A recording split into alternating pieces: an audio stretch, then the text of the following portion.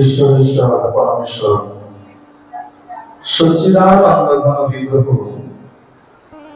অনাদির আদি সর্বকারণের কারণ অনন্ত কোটি ব্রহ্মাণ্ডের অধিনায়ক নন্দনন্দন ব্রজেন্দ্রনন্দন ভগবান শ্রীকৃষ্ণের অসীম অনুকম্পায় অসীম কৃপায় বিরাটি ৫ নম্বর মহাজাতিনগর রাজবাড়ী কলোনিস্থিত শ্রী শ্রী যোগানন্দ স্বামী আশ্রমে ৪ দিবসীয় গৌর কথারস আস্বাদনের আজকে দ্বিতীয় দিবসে আমরা সবাই গৌর কথা শুনবার মানুষে উপনীত হয়েছি। গতদিনে আমরা মহাপ্রভুর আগমনের কারণ, আগমনের হেতু সম্পর্কে আস্বাদন করেছিলাম। যতদূর স্মরণ আছে, মহাপ্রভু কেন এসেছেন, মুখ্য উদ্দেশ্য কি, গৌণ উদ্দেশ্য কি, আর সাধারণ উদ্দেশ্য কি, এই সম্পর্কে আমরা আস্বাদন করেছিলাম। আর সেই আস্বাদনে আমরা একটা বিষয় দেখেছিলাম যে ভগবান সবসময় ভক্তের কাছে কাছে থাকে। ভগবান ভক্তকে কখনো ছাড়েন না। বলেছিলাম না আগে যে এই প্রসঙ্গ ধরেই আমরা পরবর্তী কথায় প্রবেশ করব। জগন্নাথ দেবের খুব চমৎকার এক প্রসঙ্গ পাওয়া যায় যে ভগবান সবসময় ভক্তের সঙ্গে সঙ্গে থাকে। এক সময়ের কথা, কোন এক ভক্ত পুরীধামে জগন্নাথ দেবের কাছে নিত্য যায়, আর ওই আমাদের মতনই এটা দাও ওটা দাও এটা দাও ওটা দাও চাইতেই থাকে। তা কখনো খুব বড় অনটনের মধ্যে পড়েছে, সাংসারিক বড় অসুবিধার মধ্যে পড়েছে, আর যখন অসুবিধার মধ্যে পড়েছে ভগবানের কাছে ছুটে গেছে যে প্রভু, তুমি মনে হয় আমার সঙ্গে থাকো না, তুমি তো বলেছো ভক্তের সঙ্গে থাকো সবসময়, ভক্তই তোমার প্রিয়, তুমি সবসময় তো আমার সঙ্গে থাকো না, বলে কেন, কি হয়েছে? বলছে এই যে এত সমস্যার মধ্যে আমি আছি, তুমি তো আমার সঙ্গে নাই। ভালো করে মন দিয়ে শোনো, বুঝতে পারবে ভগবান আমাদেরকে কতটা কৃপা করেন। তুমি তো আমার সঙ্গে নাই, বলে এই শোন, আমি সবসময় থাকি ভক্তের সঙ্গে। বলে আমি কি করে বুঝবো? আমি কি করে বুঝবো? বাড়িতে কারেন্ট আছে না নেই কি করে বুঝবে? বলে হয় ইন্ডিকেটর থাকবে, আর নচে সুইচ চেপে দেখবে আলো জ্বলছে কিনা। প্রমাণ তো দরকার। আমি কি করে বুঝবো যে তুমি আমার সঙ্গে আছো কি নেই? ভগবান বললেন বেশ, যা শোন, যখনই এরকম মনে হবে সমুদ্রের পাড়ে গিয়ে বালির উপরে হাঁটবি, আর দেখবি তোর দুটো চরণ চিহ্ন, আর সাথে সাথে আমারও দুটো চরণ চিহ্ন। তোর দুটো, আমরা দুজন যদি থাকি তাহলে দুয়ে দুয়ে 4 চরণ চিহ্ন চলবে। বুঝতে পারবি যে আমি তোর সঙ্গেই আছি, তোর মন শান্ত হয়ে যাবে, বুঝতে পারবি। বেশ, ভক্ত তো ভক্তই, চলে গেছে। বেশ কিছুদিন পরে যখন বড় অনটন এসছে সংসারে, খুব যখন দুর্বিপাক দুর্যোগ যখন চলছে সংসারের মধ্য দিয়ে, আজকে ভক্তের হঠাৎ মনে পড়েছে না ভগবান তো বলেছিলেন যে আগে আমার সঙ্গে সঙ্গে সব সময় থাকে, তাহলে এখন একটু দেখতে হয় এত সমস্যা কেন আমার জীবনে, আমার জীবনে এত সমস্যা কেন, যদি ভগবানই থাকবে। আচ্ছা বেশ, প্রভু তো বলেছিল একবার সমুদ্রের পাড়ে বালির উপরে হেঁটে দেখতে, যে আমি আছি কিনা বুঝতে পারবি। ভক্ত চলে গেছে সমুদ্রের পাড়ে, হাঁটতে লেগেছে, আর যখন হাঁটছে দেখছো মা, না না ভগবান আমার কাছে নাই। কেন? বলে কেবল আমারই চরণ চিহ্ন দেখা যায়। জগন্নাথের চরণ চিহ্ন দেখা যায় না, কেবলমাত্র আমারই চরণ চিহ্ন দেখা যাচ্ছে। ছুটতে ছুটতে মন্দিরে চলে গেছে, প্রভু প্রভু প্রভু। আরে কি হলো, এত জোরে সরগোল করিস কেন? তুমি মিথ্যা কথা বলেছো। কি মিথ্যা বললাম? তুমি তো বলেছিলে যে তুমি নাকি সবসময় ভক্তের সঙ্গে থাকো। এখন যখন আমি বিপাকে পড়েছি, এখন তো তুমি আমার সঙ্গে নাই। কি করে বুঝলি আমি তোর সঙ্গে নাই? কেন, তুমি তো বলেছিলে যে বালিয়াড়িতে গিয়ে সমুদ্রের পাড়ে গিয়ে বালুর উপরে যদি হাঁটিস তাহলে দেখবি তোর চরণ চিহ্নর পাশাপাশি আমারও দুটো চরণ চিহ্ন দেখতে পাবি। বলে আমি সত্যই বলেছিলাম, কিন্তু আজকে যে আমি গিয়ে দেখলাম কেবলমাত্র দুটোই চরণ চিহ্ন দেখা যায়। বলে হ্যাঁ, আজকেও তুই ঠিকই দেখেছিস। শোন, যখন ভক্ত সব দিক থেকে সুবিধাজনক ভাবে থাকে, কোনো বিঘ্ন তাকে যখন স্পর্শ করে না, আমি তখন ভক্তের সাথে সাথে পাশে পাশে চলি। কিন্তু ভক্ত যখন কোনো বিপদের মধ্যে পড়ে, তখন আমি ভক্তকে কোলে করে নিয়ে চলি। আজকে দুটো যে চরণ চিহ্ন দেখেছি সে দুটো তোর নয়, সে দুটো আমার। আমি তোকে সঙ্গে করে নিয়ে চলেছি। প্রেম সে বলো। দেখো, অনেকে না একটু নাক কুচকায়। কেন নাক কুচকায়? বলে গৌর কথা শুনবো আর রাধে রাধে কেন বলবো? শুনবো গৌর কথা আর রাধে রাধে কেন বলবো? পদকর্তা বাসুদেব ঘোষ খুব সুন্দর বলেছেন, যদি গৌর না হইত তবে কি হইত, কেমনে ধরিতাম দে শ্রী রাধার মহিমা প্রেম রস সীমা, শ্রী রাধার মহিমা প্রেম রস সীমা, জগতে জানা তোকে। যে ভগবান রাধারানীর প্রেম রসকে প্রদান করবার জন্য এই ধরণীতে এসেছেন সাক্ষাতে, সেখানে যদি আমরা রাধে রাধে বলি তাহলে কারো কোনো সমস্যা থাকার তো আমার মনে হয় না কোন রকম কথা আছে। সবাই মিলে প্রেম সে বলো। আমরা এই কারণেই রাধে রাধে বলি। কেন? বলে রাধা গোবিন্দের মিলিত তনু নদিয়ার চাঁদ হয়ে গৌর হরি হয়ে এসে উদয় হয়েছে। এবার কতদিনের প্রসঙ্গ একটু স্মরণ করি। কত অবধি শ্রবণ করেছিলাম? হ্যাঁ হ্যাঁ, বিশ্বরূপের জন্ম হয়ে গেছে, ভগবান আসছেন। হ্যাঁ, জগন্নাথ মিশ্র নবদ্বীপে আসতে চলেছেন, তাই তো? পদব্রজে আসবেন তো, তাই আমরা গতকাল জগন্নাথ মিশ্র হাঁটতে আরম্ভ করেছে আর আমরা হেঁটে হেঁটে সবাই বাড়ি চলে গেছি।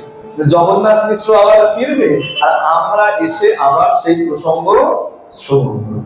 একটু পুরনো কথা না স্মরণ করে নিলে অসুবিধা হয়। সিরিয়াল দেখো না, মাথা নাড়া না। এই পাঠক মহারাজের সামনে আবার সিরিয়াল দেখে এটা বলা যায় না।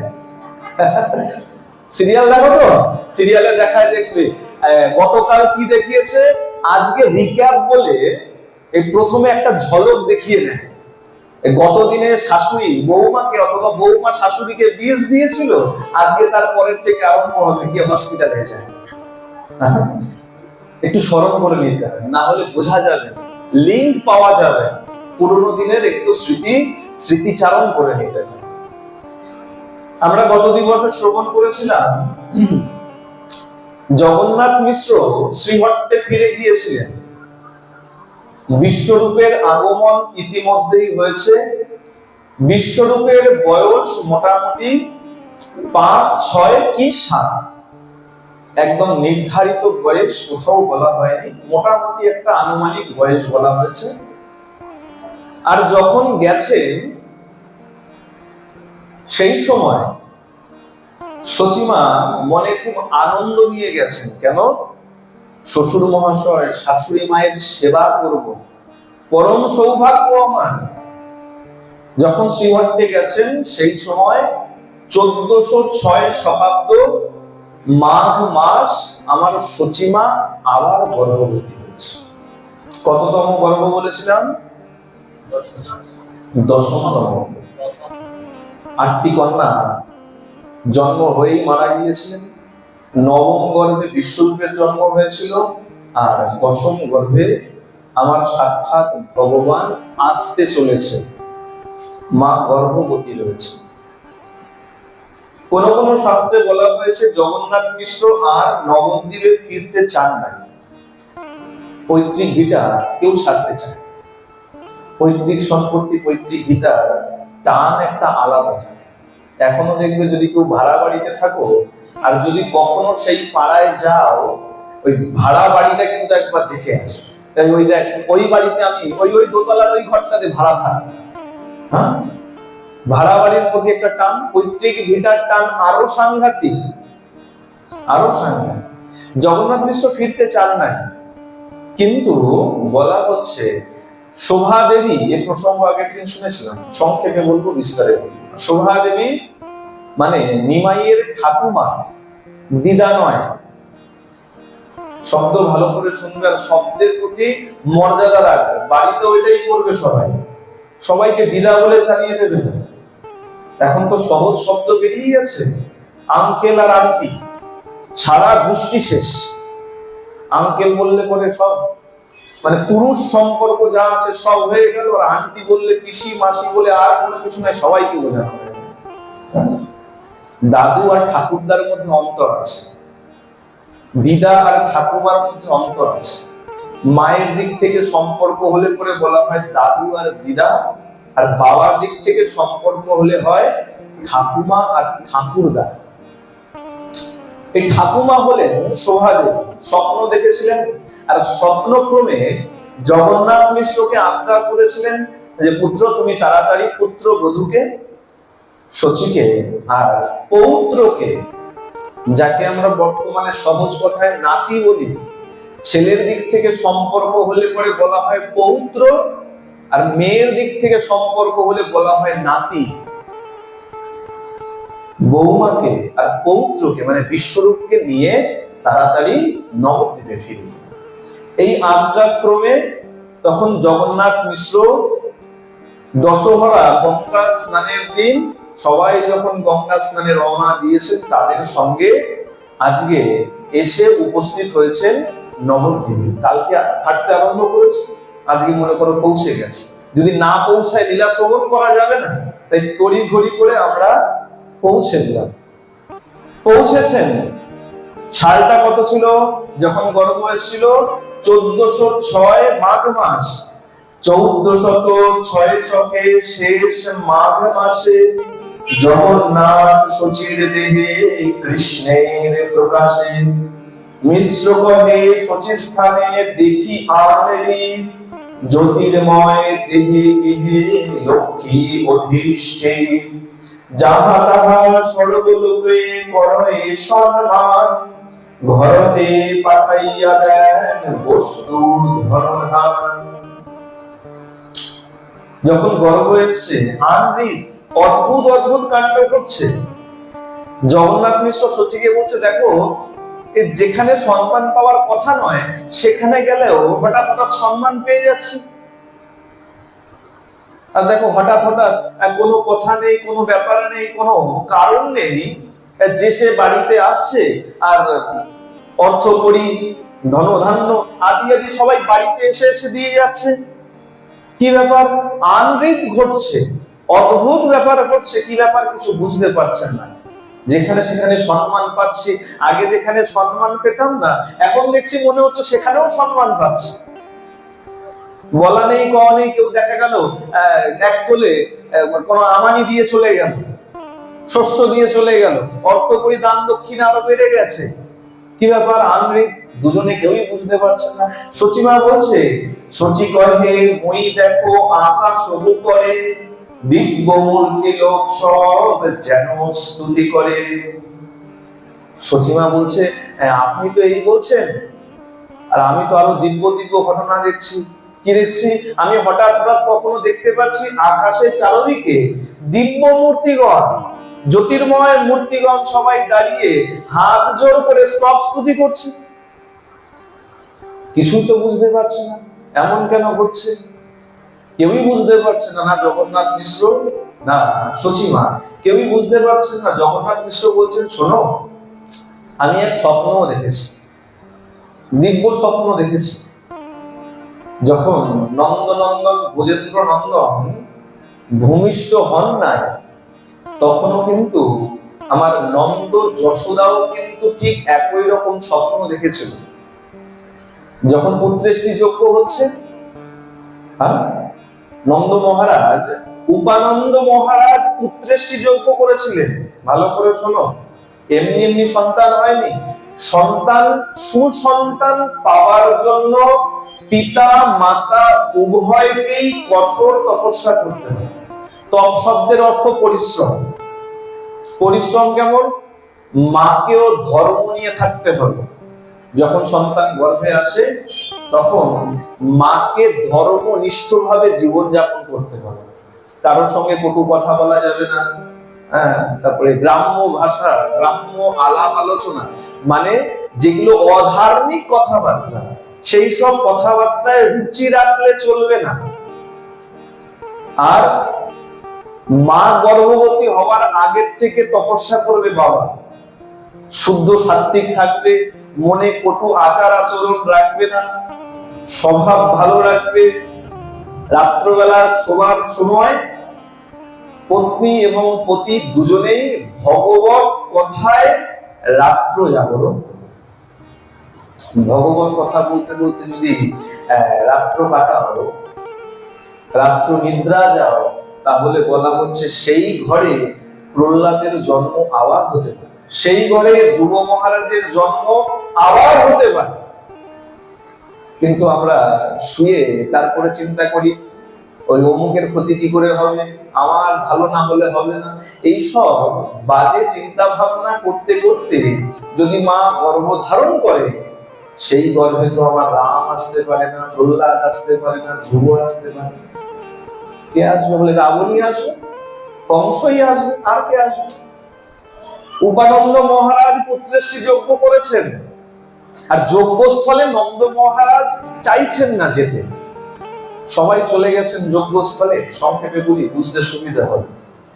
নন্দ মহারাজ আমার যশোদা মাকে বলছেন যে, শোনো, আমার মন বলছে না এই যজ্ঞের দ্বারা আমি আমার ইচ্ছানুরূপ সন্তান লাভ করব। বলছি, সে কি? কেন যজ্ঞের উপরে আপনার কোনো আস্থা নাই? এখনকার যজ্ঞ নয়, 500 গ্রাম বেলকাঠ আর 250 গ্রাম ঘি পুড়িয়ে দিলাম, যজ্ঞ হয়ে গেল। এখনকার যজ্ঞ নয়, দাপর যুগের যজ্ঞ। চিন্তা করো, বেদবাদী ব্রাহ্মণ, অপরাধ নিও না। এখনকার ব্রাহ্মণ তো আগের দিন শুদ্ধ সাত্ত্বিক আহার পর্যন্ত করে না, পরের দিন পুজো করতে চলে। বলে মায়ের পুজো করেছি, কণ্ঠ পান করে বাড়ি ফেরে টলতে টলতে। এবার বুঝে দেখো সেই পুজোর কতটা ফল আমরা পেতে পারি। ব্রাহ্মণকে শুদ্ধ সাত্ত্বিক হতে হবে, না হলে পরে তার কর্মের কোনো ফল পাওয়া যাবে না। নন্দ মহারাজকে জিজ্ঞাসা করছেন যশোদা যে, কেন যজ্ঞের উপরে তোমার আস্থা নাই?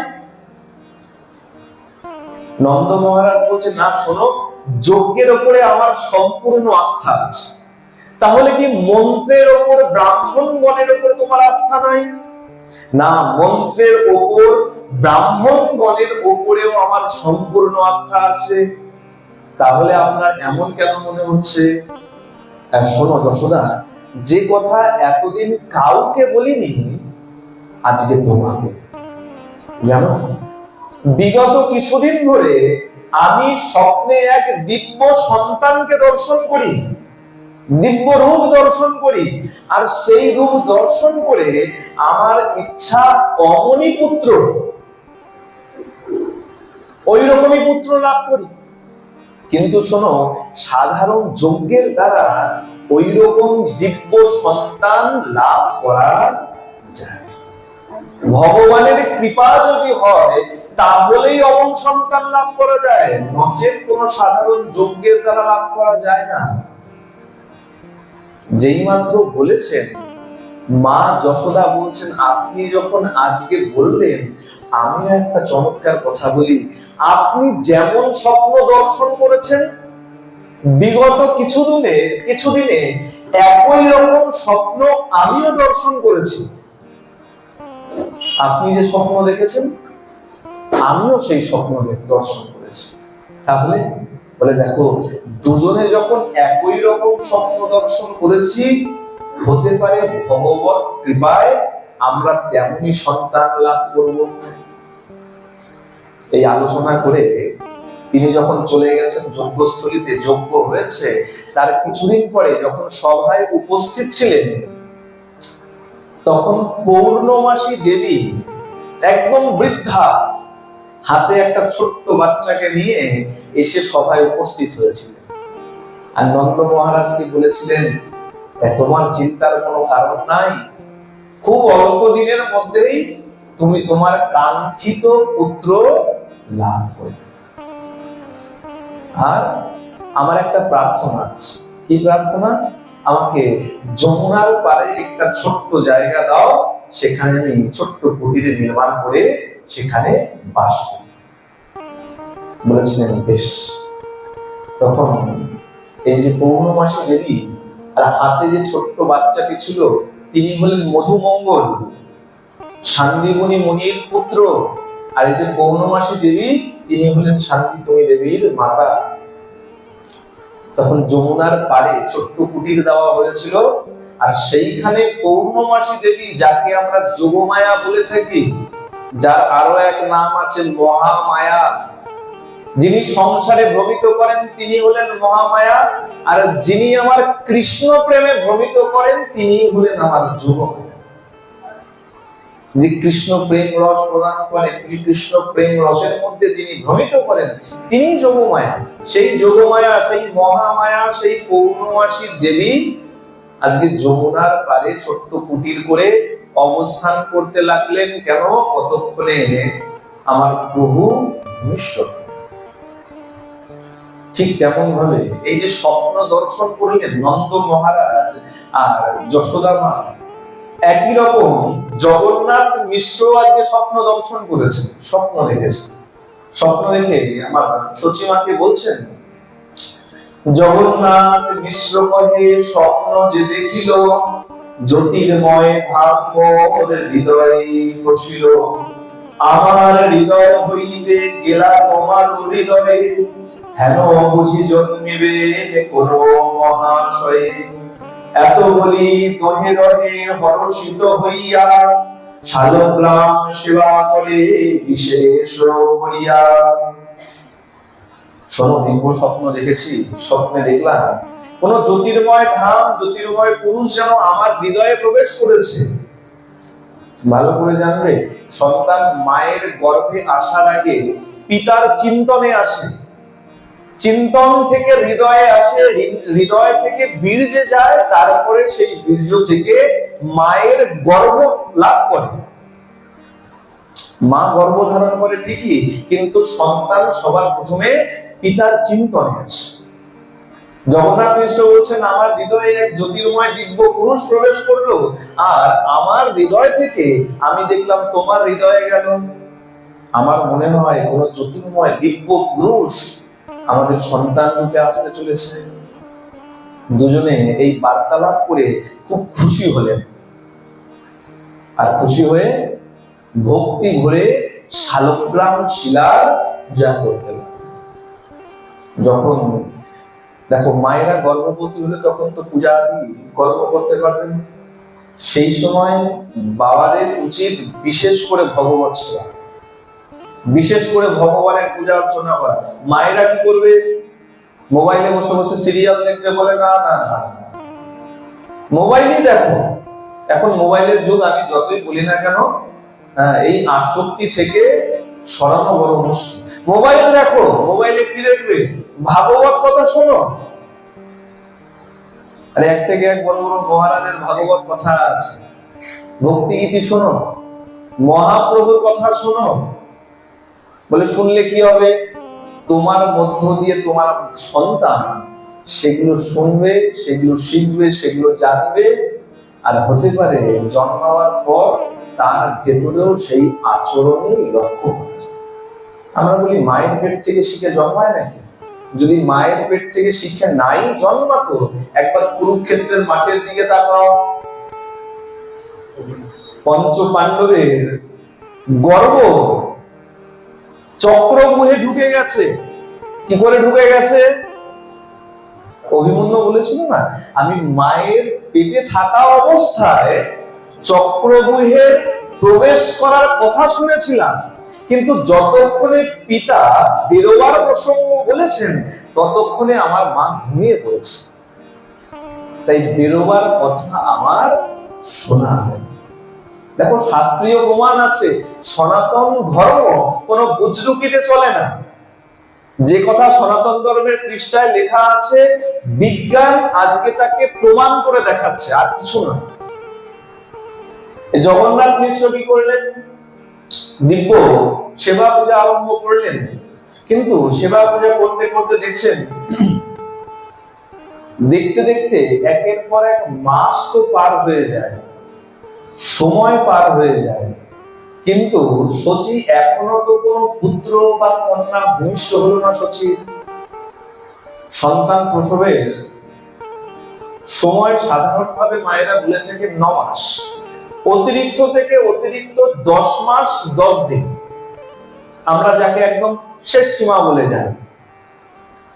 এখানে 1406 শতাব্দ মাঘ মাসে গর্ভ এসেছিল, 1407 শতাব্দ হয়ে গেল, মাঘ মাস এসে গেল, এখনো পর্যন্ত শচী প্রসব করে।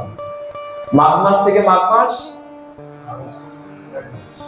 12 মাস নয়, 13 মাস।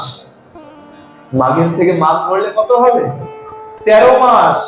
হইতে হইতে হইল গর্ভ 13 মাস, তথাপি ভূমিষ্ঠ নহে মিশ্রের হইল ত্রাস। নীলাম্বর চক্রবর্তী কহিল কনিয়া, এই মাসে পুত্র হবে শুভক্ষণ পাইয়া। দেখতে দেখতে 13 মাস হয়ে গেল। আমার জগন্নাথ মিশ্র চিন্তায় পড়ে গেলেন, এমন হওয়ার কথা নয়। 10 মাস 10 দিন, তাতেও সন্তান ভূমিষ্ঠ হলো না। আচ্ছা চলো 11 মাস, 12 মাস, এই যে 13 মাস এসে গেল। চিন্তায় পড়ে গেছে, কি ব্যাপার, কি অসুবিধা হচ্ছে। নীলাম্বর চক্রবর্তী অর্থাৎ শ্বশুর মহাশয়কে ডেকে পাঠালেন। কেন? গত দিবসে আমরা বলেছিলাম ইনি একজন উচ্চমানের জ্যোতিষী ছিলেন, গণক ঠাকুর ছিলেন, গণককার ছিলেন। নীলাম্বর চক্রবর্তীকে যখন ডেকেছেন, তিনি গণনা করে বিচার করে দিলেন, চিন্তা করো না, এই মাসেই শুভক্ষণ পেয়ে আমার শচী সাধারণ সন্তান নয়, এক দিব্য সন্তানের জন্য। যখন বলেছে তখন সবাই এবার শান্ত হচ্ছে। বেশ, যখন গণনা, এখনকার গণনা নয়, অপরাধ দেবে না, বারবার বলছি, আমি কাউকে কটাক্ষ করার জন্য এখানে বসিনি, আমি কেবলমাত্র তারতম্য বোঝাচ্ছি। এখনকার ওই 300 টাকার জ্যোতিষের গণনা আর সেই সময় নীলাম্বর চক্রবর্তীর গণনা, তার মধ্যে আকাশ আর পাতাল ব্যবধান আছে, একটুখানি বুঝবে না।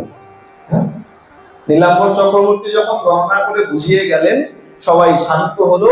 আর দেখতে দেখতে সেই শুভ সময় আসলো। শুভ সময় কি? 1407 মাসে যে ফাল্গুন পৌর্ণমাসী সন্ধ্যাকালে হইল শুভক্ষণ। সিংহ রাশি, সিংহ লগ্ন, উচ্চ গ্রহগণ, সর্ববর্গ অষ্টবর্গ, সর্ব সুলক্ষণ। 1407 শতাব্দ ফাল্গুন মাস, ফাল্গুনী নক্ষত্র, পূর্ণিমা, সিংহ রাশি, সিংহ লগ্ন, বারটা কোথাও কোথাও বলা হয়েছে শনিবার, জগন্নাথ মিশ্রের আলয়ে, নিম গাছের নিচে সুতিকা গৃহে, নদিয়াকে, শুধু নদিয়া নয়, আমার শচী মায়ের কোল আলো করে অনন্ত কোটি ব্রহ্মাণ্ডের মালিক আর মালকিন একসঙ্গে রাধা কৃষ্ণের মিলিত তনুরূপে আমার গৌর হরি এসে অবতীর্ণ হলেন। বলিয়ে গৌরাঙ্গ সুন্দর ভগবান কি, ভক্ত বৎসল ভগবান কি, প্রেম সে বলো। আনন্দ হচ্ছে না? ধ্বনি এত কম লাগছে। আমার শব্দ সবাই ভালো শুনতে পারছো? আমি ধ্বনি ভালো শুনতে পাচ্ছি। আর শুনতে না পারলে কি হয় বলে আনন্দ লাগে। সবাই মিলে একসঙ্গে প্রেম সে বলো। শব্দ যেন এরকম থাকে, শব্দ কমে গেলে আনন্দ কমে, ঠিক তেমন ধ্বনি কমে গেলে আনন্দ লাগে। আর যেখানে আমার সাক্ষাৎ ভগবান এসছে সেখানে যদি ধ্বনি কম করে আনন্দ কম হয় তাহলে কি করে হয়?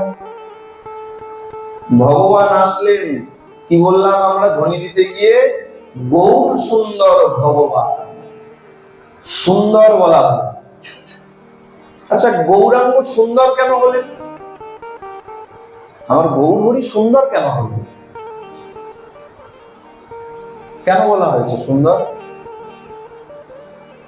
হ্যাঁ, ঘুমাওনি তো কেউ? একটু কথা বলতে হয় এসব। কার কি মনে হয় বলো? হ্যাঁ মা বলো। দিব্য জ্যোতি ছিল, দিব্য জ্যোতি তো আমার কৃষ্ণেরও ছিল। গৌর সুন্দর যেভাবে আমরা বলে থাকি, কৃষ্ণ সুন্দর কিন্তু আমরা এভাবে বলি। শুনেছো কৃষ্ণ সুন্দর? শ্রীকৃষ্ণ বলি। যেহেতু মিলিত তনু, খুব সুন্দর বাবা তত্ত্বকে টেনে বলেছে। রাধা কৃষ্ণের মিলিত তনু, আর যেখানে আমার রাধা রানী সুন্দর, রাধা রানীর অঙ্গকান্তি, তপ্ত কাঞ্চন গৌরাঙ্গিনী রাধে। তপ্ত কাঞ্চন, গলিত সোনা, শুধু সোনা নয়, এটা গেল তত্ত্ব কথা। দেখো সবসময় তত্ত্ব ধরে থাকলে আনন্দ পাওয়া যাবে না।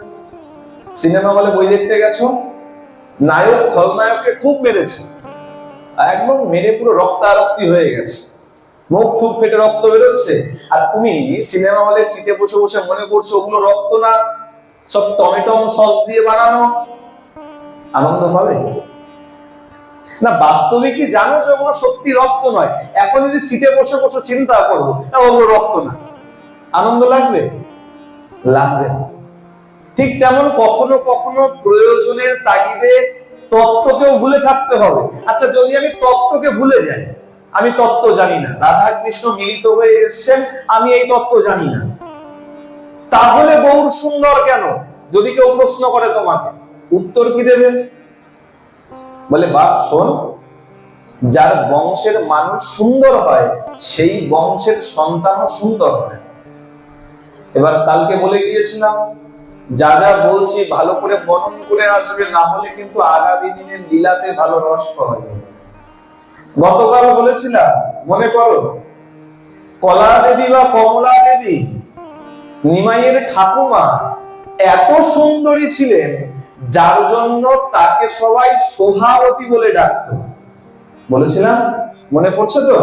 হ্যাঁ, এই কারণে বলেছিলাম মনন করবে, যা শুনেছো মনের মধ্যে আওড়াবে, তাহলে পরের দিনে লীলা বুঝতে সুবিধা হবে।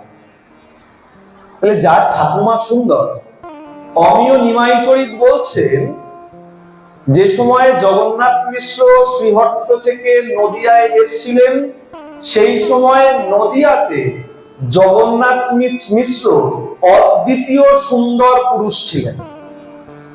অদ্বিতীয় মানে সবাই জানো, যার দ্বিতীয় আরেকটি নাই, অদ্বিতীয় সুন্দর পুরুষ। এবার একটু হিসাব টানো, যার ঠাকুমা এত সুন্দরী, যার বাবা এত সুন্দর, অদ্বিতীয় সুন্দর পুরুষ, তার ঘরের সুন্দর সন্তান সুন্দর হবে না তো কি আমি তুমি সুন্দর হব? যার বাবা এত সুন্দর, তার ঘরের ছেলে সে তো আপনি সুন্দর হবে। এই কারণে তত্ত্ব যদি ভুলে যাও, তত্ত্ব যদি মনে না থাকে, তাহলেও যদি হিসাব লাগাও, তাহলে পরেও দুয়ে দুয়ে চার হবে, আর আমার গৌরাঙ্গ সুন্দরী হবে। বলিয়ে গৌর সুন্দর ভগবান কি। বোঝা গেল? তত্ত্ব ভুলে গেলেও আমার গৌরাঙ্গই সুন্দর, অন্য কেউ সুন্দর নয়। গৌরাঙ্গ এত সুন্দর ছিলেন, এক আচার্যকে জিজ্ঞাসা করা হয়েছিল, এত এত অবতার আছে, রাম আছে, কৃষ্ণ আছে, হরি আছে, নৃসিংহ আছে, বামন আছে, সবাইকে ছেড়ে আপনি গৌরাঙ্গের ভজনায় কেন করলেন? সেই আচার্য খুব সুন্দর বলেছিলেন, যার ভালো লেগেছে যারে তারা ভজুক তারে রে, আমার চোখে পড়েছে ধরা শচীর দুলার গোড়ায়। যার যাকে ভালো লেগেছে লেগেছে, কিন্তু এমন মনোহর রূপ আমার চোখে একমাত্র ওই গৌরাঙ্গের প্রতি আকৃষ্ট হয়েছে। আগের দিন আরো একটু বলেছিলাম, সার্বভৌম পর্যন্ত যে রূপ দেখে অবাক হয়ে গিয়েছে।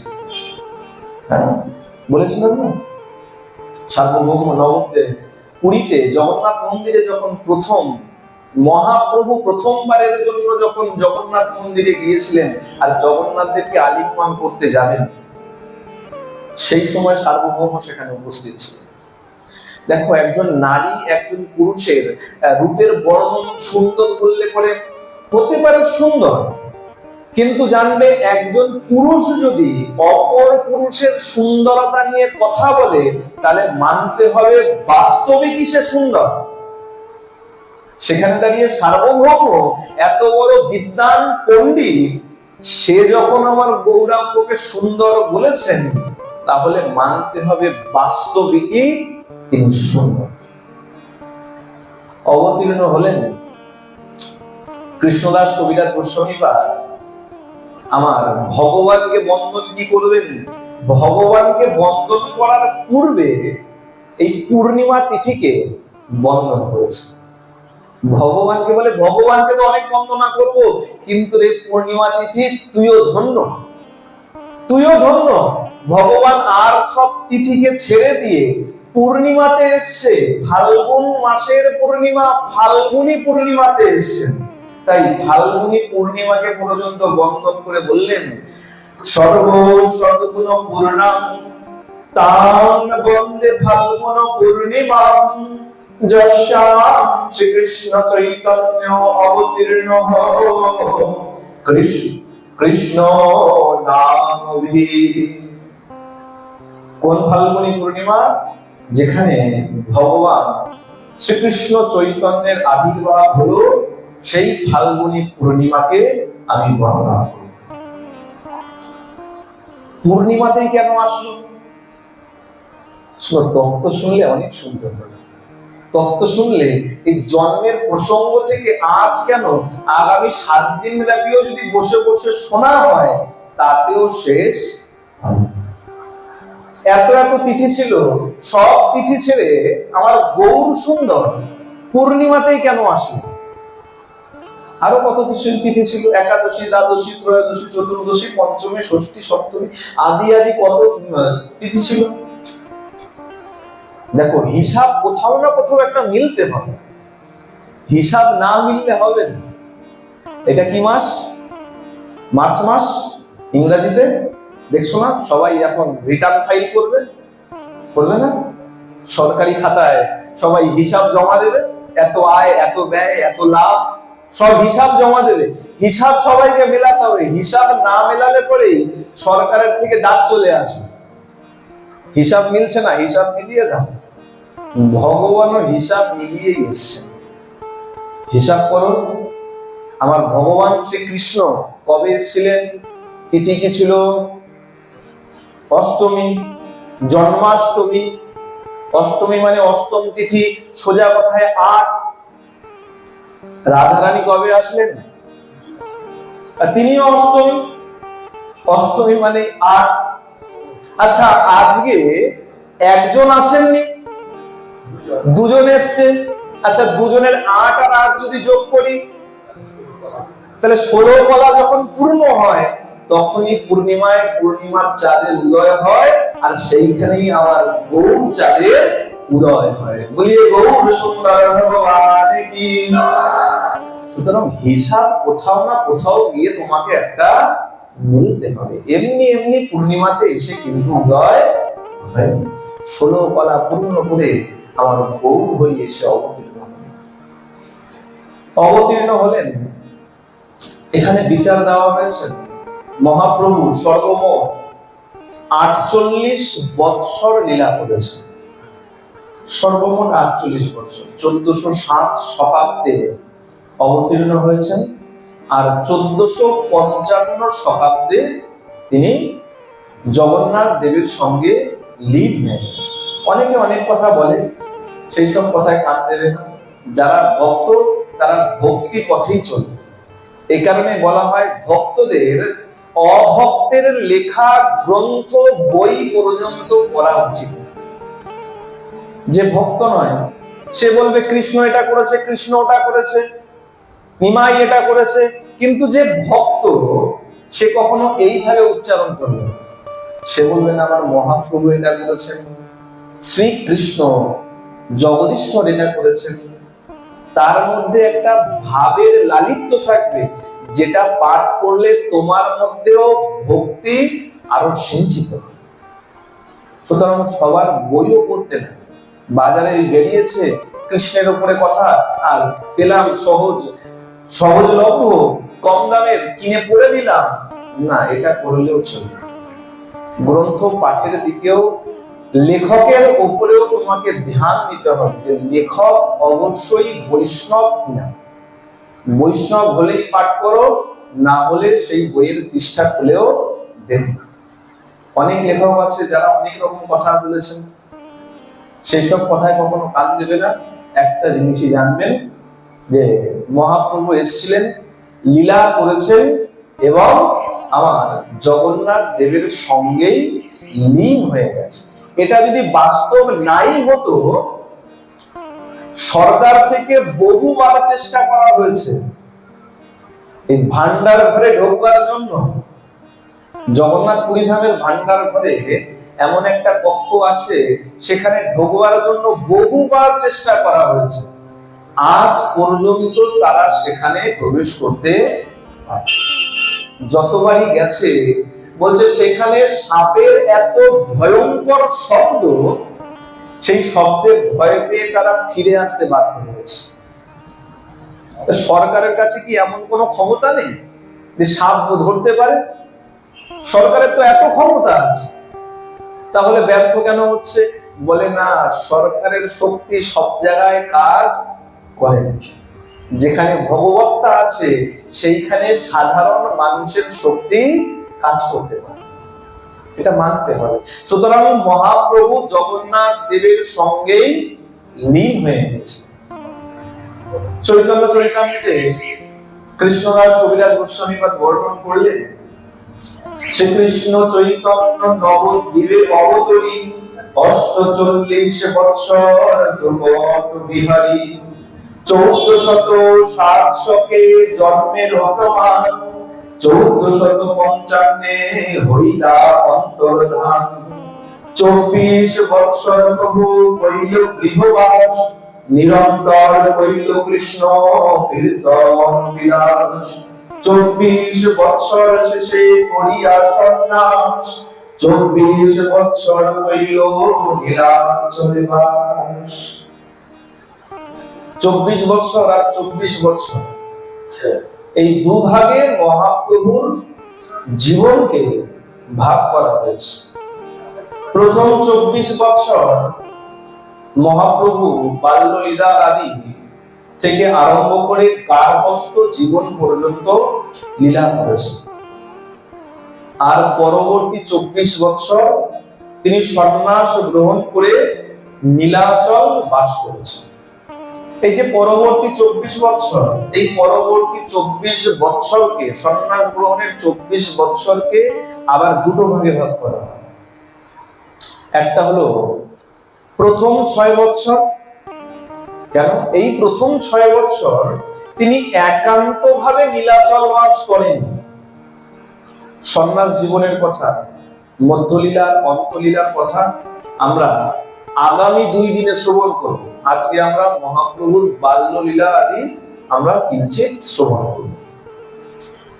প্রথম 6 বৎসর সন্ন্যাসের তিনি কখনো গৌড়, কখনো দাক্ষিণাত্য, কখনো বৃন্দাবন আদি বিভিন্ন তীর্থ ভ্রমণ করেছেন সন্ন্যাস গ্রহণের প্রথম 6 বৎসর। আর তার পরবর্তী 18 বৎসর তিনি একান্তে নীলাচল বাস করেছেন।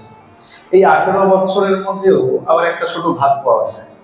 18 বৎসরের প্রথম 6 বৎসর তিনি ভক্ত সঙ্গে প্রেম বিতরণ করে একদম প্রেমে পুরো হাবুডুবু খাইয়েছেন। আর একান্ত ভাবে 12 বৎসর নিজে ভজন সাধন করে এই সবাইকে উপদেশ করেছেন।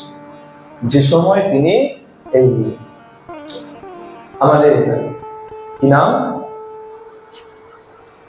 গম্ভীরা স্মরণে আসছে, মনে আসছে, যে সময় আমার মহাপ্রভু গম্ভীরা বাস একান্ত ভাবে করেছে। যদি কেউ গম্ভীরায় যাও পরবর্তীতে, মানে ঘুরতে না, যদি কেউ দর্শন করতে যাও, ঘোড়া একরকম, দর্শন করা একরকম। ঘোড়া মানে দর্শন করা নয়, শব্দে ধ্যান দেবে, বারবার বলেছে। ঘোড়া মানে দর্শন করা নয়, দর্শন মানেই দর্শন। ঘুরতে গেলাম মানে আমি পুরীতে গেছি ঘুরতে, জগন্নাথ দেবকে দর্শন করতেও পারি, নাও করতে পারি।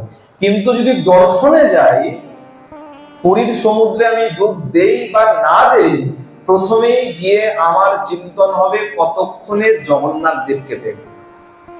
এর নাম দর্শন, এর নাম তীর্থ করা, ঘোরা নয়। যদি কেউ দর্শনে যাও, এই গম্ভীরায় যদি যাও, একবার চেষ্টা করবে গম্ভীরার বর্তমান যারা আচার্য আছেন তাদের থেকে গম্ভীরায় মহাপ্রভুর শেষ সময়ের বিরহ কথা কিছু আস্বাদন করবার। সেখানে কোনো আচার্যের মুখে শুনেছিলাম, শেষ সময়ের কথা, মহাপ্রভু যখন লীলা সম্বরণ করবেন, মহাপ্রভু রাধা বিরহে এতটাই বিরহান্বিত ছিলেন যে নিজে নিজের মুখকে, নিজের বদনকে এই মাটির মধ্যে বারবার করে আঘাত করতে করতে রক্তাক্ত পর্যন্ত হয়ে যেত। কেন? রাধা বিরহে। যদি কখনো যাও, আচার্যগণের মুখ থেকে সেই কথা কিঞ্চিত শ্রবণ করবে, তাহলে কি হবে, এই গম্ভীরায় থেকে গম্ভীরার কথা কিঞ্চিত জানতে পারলে, বুঝতে পারবে মহাপ্রভু কি কারণে এসেছিলেন আর আমরা কি করছি। আমরা খুব সুন্দর দোল পূর্ণিমা পালন করেছি, তাই না? কত রং মেখেছি, একদম রঙে রঙে ছয়লাভ করে দিয়েছি।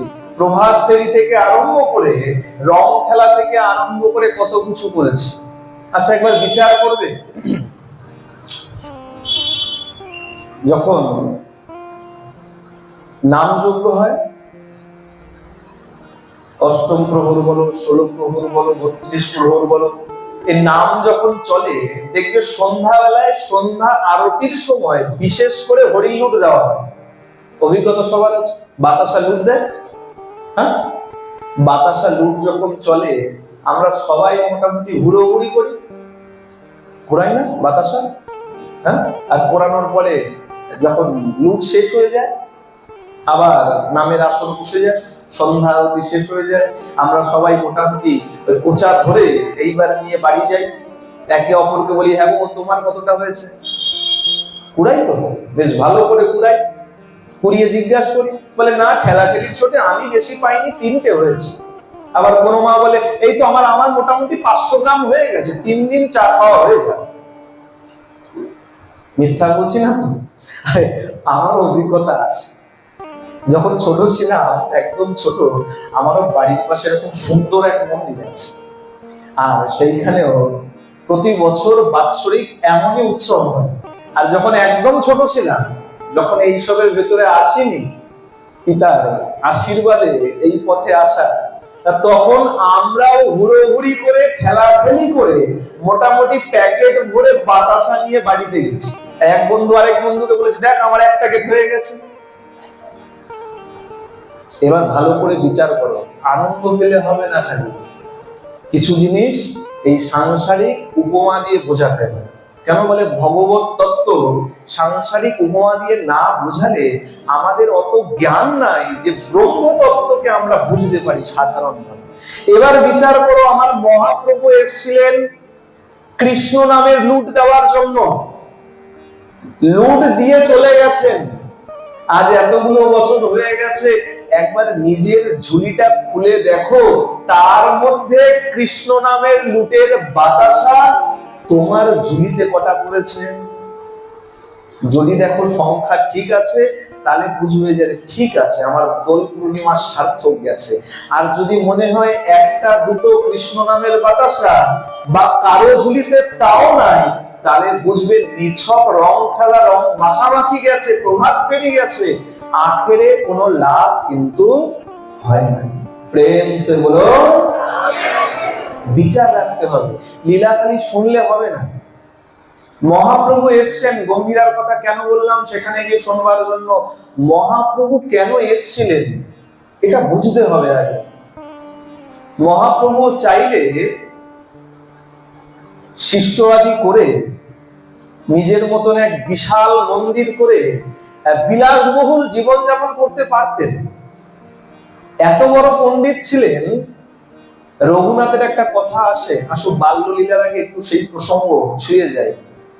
মহাপ্রভুর সমসাময়িক, মহাপ্রভুর সমাধ্যায়, আমরা স্কুল ফ্রেন্ড বলি, ঠিক তেমন পাঠশালার বন্ধু রঘুনাথ। ন্যায়শাস্ত্রে দুই পণ্ডিত, রঘুনাথ ও বিশাল পণ্ডিত ন্যায়শাস্ত্রে। রঘুনাথ খুব সুন্দর একটা ন্যায়শাস্ত্র রচনা করেছে, আমার মহাপ্রভু একটা ন্যায়শাস্ত্র রচনা করেছেন।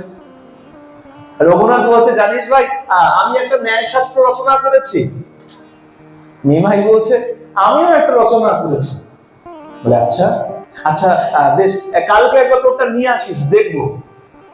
নিমাই বলছে, বেশ। ন্যায়শাস্ত্রের ওই পুঁথি নিয়ে এসেছে। নিমাই নিয়ে এসে রঘুনাথকে দিয়েছে দেখবার। রঘুনাথ নৌকা পার হচ্ছিলেন দুজনে। রঘুনাথ দেখছে আর ক্রন্দন করছে। পুঁথি উল্টে উল্টে দেখছেন আর ক্রন্দন করছে। ন্যায়শাস্ত্র, যার ভেতরে ন্যায় কি এ কথা বলা আছে, যার ভিতরে ক্রন্দন করার মতন কোনো বিষয় নাই। আমার নিমাই পণ্ডিত জিজ্ঞাসা করছে, কি ব্যাপার ভাই, কাঁদছিস কেন?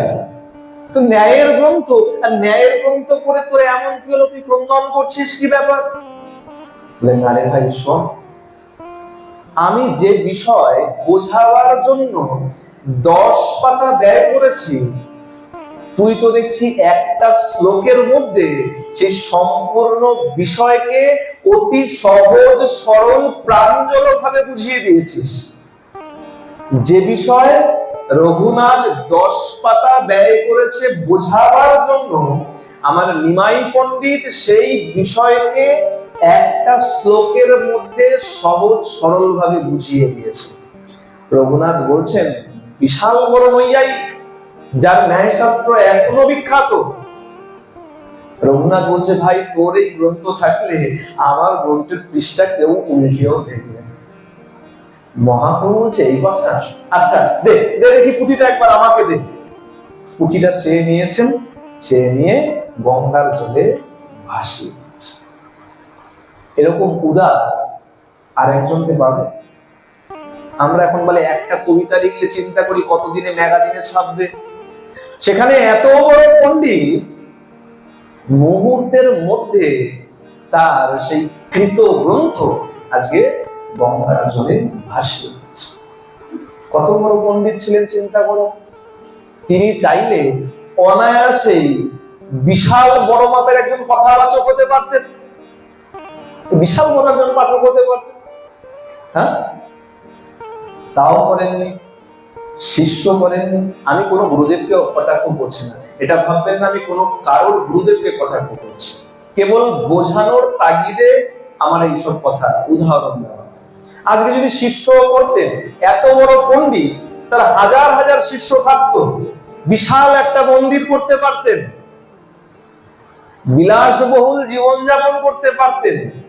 সবকিছু ছেড়ে দিয়ে তিনি সন্ন্যাস গ্রহণ করে গম্ভীরায় গিয়ে আজকে জীবন যাপন করেন। গম্ভীরার ঘর কতটুকু যারা দেখেছো তারা জানে। তোমাকেও যদি দেয় না, 1 সপ্তাহের মধ্যে পাগল হয়ে যাবে। মহাপ্রভুর ওই দীর্ঘ 4.5 হাত লম্বা, আমাদের হাতে নয়, মহাপ্রভুর নিজের হাতে। আর মহাপ্রভুর হাত কত লম্বা ছিল? প্রণাম মন্ত্রে বলা হচ্ছে আজানুলম্বিত ভুজৌ। জানু মানে হাঁটু, হাঁটু পর্যন্ত যার হাত লম্বা ছিল, আমাদের হাত হাঁটু পর্যন্ত যায়। এখন কেউ মেপো না, বাড়িতে গিয়ে মেপো, আমাদের হাত কারোর হাঁটু পর্যন্ত যায়। সেখানে মহাপ্রভু নিজের হাতের 4.5 হাত লম্বা ছিলেন। সেই দীর্ঘকায় ব্যক্তি, একবার চিন্তা করে দেখো, ওই গম্ভীরার মধ্যে 18টা বছর কিভাবে কাটিয়েছেন। যাদের জন্য এত কিছু করে গেলেন, আজকে সেই আমরা কি করছি? বিচার আনতে হবে, বিচার না আনলে কোনো কিন্তু কাজ। কথা শুনে নাও, উৎসব করে নাও, আনন্দ করে নাও। মহাপ্রভু যে নাম বিতরণ করে গেছে, সেই নাম জপের প্রতি যদি নিষ্ঠা না আসে, তাহলে কিন্তু সব ব্যর্থ। এই কলিযুগে অন্য কোনো কিছুতে পূর্ণ পাবে না। আগের দিন ভাগবত যখন শ্রবণ করেছিলাম, তখন আমরা বলেছিলাম যজ্ঞ আমরা করছি ঠিকই, কিন্তু সেই যজ্ঞের পূর্ণ ফল আমাদের নাই। স্থান কাল দ্রব্য শুদ্ধি নাই। দ্রব্য মনে করছো শুদ্ধ, বাজার থেকে কিনে আনছো, আসার পথে কত কত নোংরা, কত কিছু যে তুমি ডিঙিয়ে আসছো, তার কোনো ইয়ত নেই। দ্রব্য শুদ্ধি নাই, মন্ত্রের উচ্চারণ শুদ্ধি নাই, স্থান কাল শুদ্ধি নাই। সুতরাং যজ্ঞের পূর্ণ ফল লাভ করা সম্ভব। কলিহত জীবকে তো উদ্ধার করতে হবে। বাবা হয়ে তার এই ছোট নিকৃষ্ট সন্তানকে কি করে ভুলে যায়? বাবাকে জগৎপতি, জগৎপতির 4 সন্তান, সত্য, ত্রেতা, দাপর, কলি। সব থেকে কনিষ্ঠ সন্তান মনে করো কলি। সত্য, ত্রেতা, দাপর নিজ নিজ সাধন ছিল, তপস্যার বল ছিল। হাজার হাজার বছর তপস্যা করেছে, ঝুলিতে পূর্ণ অর্জন করেছে। কিন্তু কলিযুগে বলে 2 মিনিট সাধারণভাবে আহ্নিক পর্যন্ত করতে পারি না। আমি আমার কথা বলছি, তোমাদের কথা ভেবো না। আহ্নিক করতে বসলেই তখন চিন্তা আসে, আরে বাজার থেকে তো এই যে চিনি আনতে বলেছিল গিন্নি, চিনি আনা হয়নি। 2 মিনিটের আহ্নিক মন লাগিয়ে করতে পারি না, সেখানে সাধন কি করে করবো, তপস্যা কি করে করবো? মহাপ্রভু মানে আমাদের জগৎ পিতা চিন্তা করলেন, আরে ছোট হোক নিকৃষ্ট হোক, আমারই তো ছেলে, তাকে পথ দেখাবার দায়িত্ব আমার। যাক, তাদের যখন সাধন ভজন তপস্যার যখন ক্ষমতা নাই, তাদেরকে এমন একটা পথ দিতে হবে যাতে তারাও সহজে উদ্ধার লাভ করে।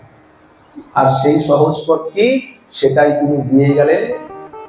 16 নাম 32 অক্ষর, এই হরে কৃষ্ণ মহামন্ত্র নাম।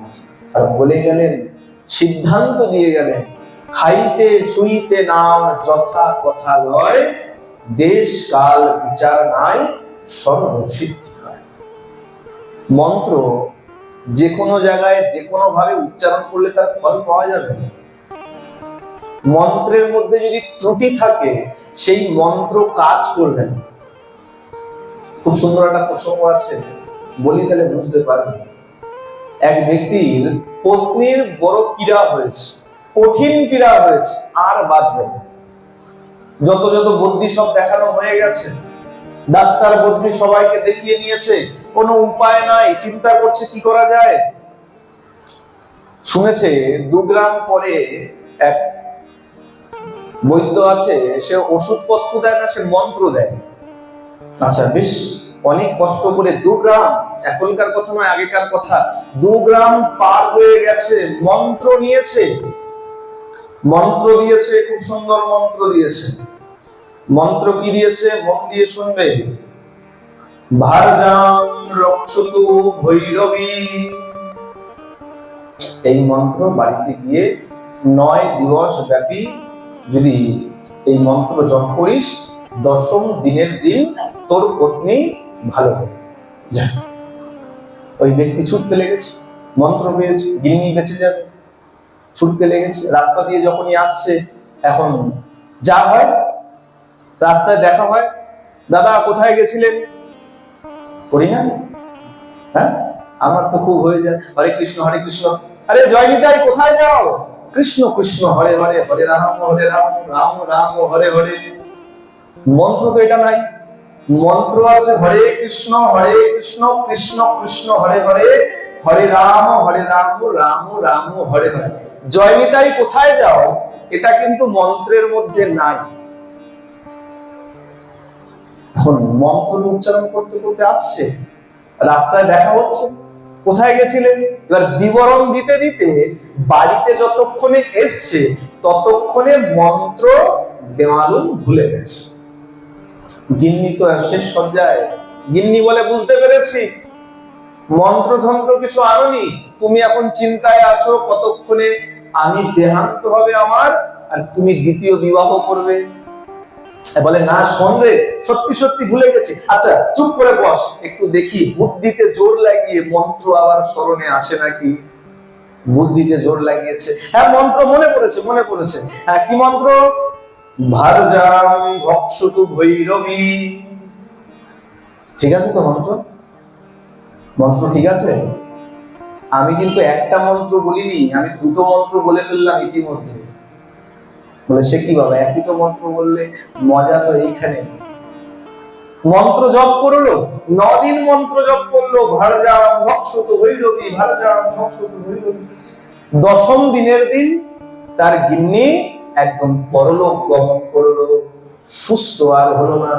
ছুটতে ছুটতে গেছে এই মহারাজের কাছে। আরে মহারাজ কি মন্ত্র দিয়েছো? তুমি বললে আমার গিন্নি ভালো হয়ে যাবে, গিন্নি যে মারা পড়ে গেল। হতেই পারে না, আমি মহামায়া দেবী দুর্গা কবচের একটা মন্ত্র তোকে দান করেছি, মন্ত্র এমন কাজ করতেই পারে। আচ্ছা বাবা তুই কি মন্ত্র বলেছিলি? কেন আপনি যে মন্ত্র দিয়েছিলেন কি মন্ত্র? ভারজাম ভক্ষতু ভৈরবী। এই তো বাবা ভুল তো এখানে করে দিয়েছিস। কেন আমি কি ভুল করলাম? আমি তো তোকে মন্ত্র দেইনি। কি বলছো ঠাকুর, তুমি তো এই মন্ত্র দিয়েছো। না আমি তোকে বলেছিলাম ভারজাম রক্ষতু ভৈরবী। ও মন্ত্র ছিল ভারজাম রক্ষতু ভৈরবী। রক্ষতু মানে রক্ষা করো, হে মা আমার ভারজাকে আমার পত্নীকে রক্ষা করো।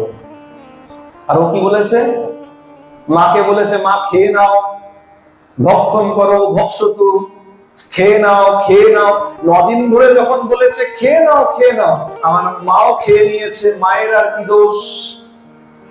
সুতরাং মন্ত্র উচ্চারণের যদি ত্রুটি থাকে তাহলে কিন্তু সেই মন্ত্র ফল দেবে। কিন্তু মহাপ্রভু কি বললেন? খাইতে শুইতে নাম যথা কথা লয়, দেশ কাল নিয়ম নাই সর্বসিদ্ধি হয়। সবাই মিলে একসঙ্গে হরে কৃষ্ণ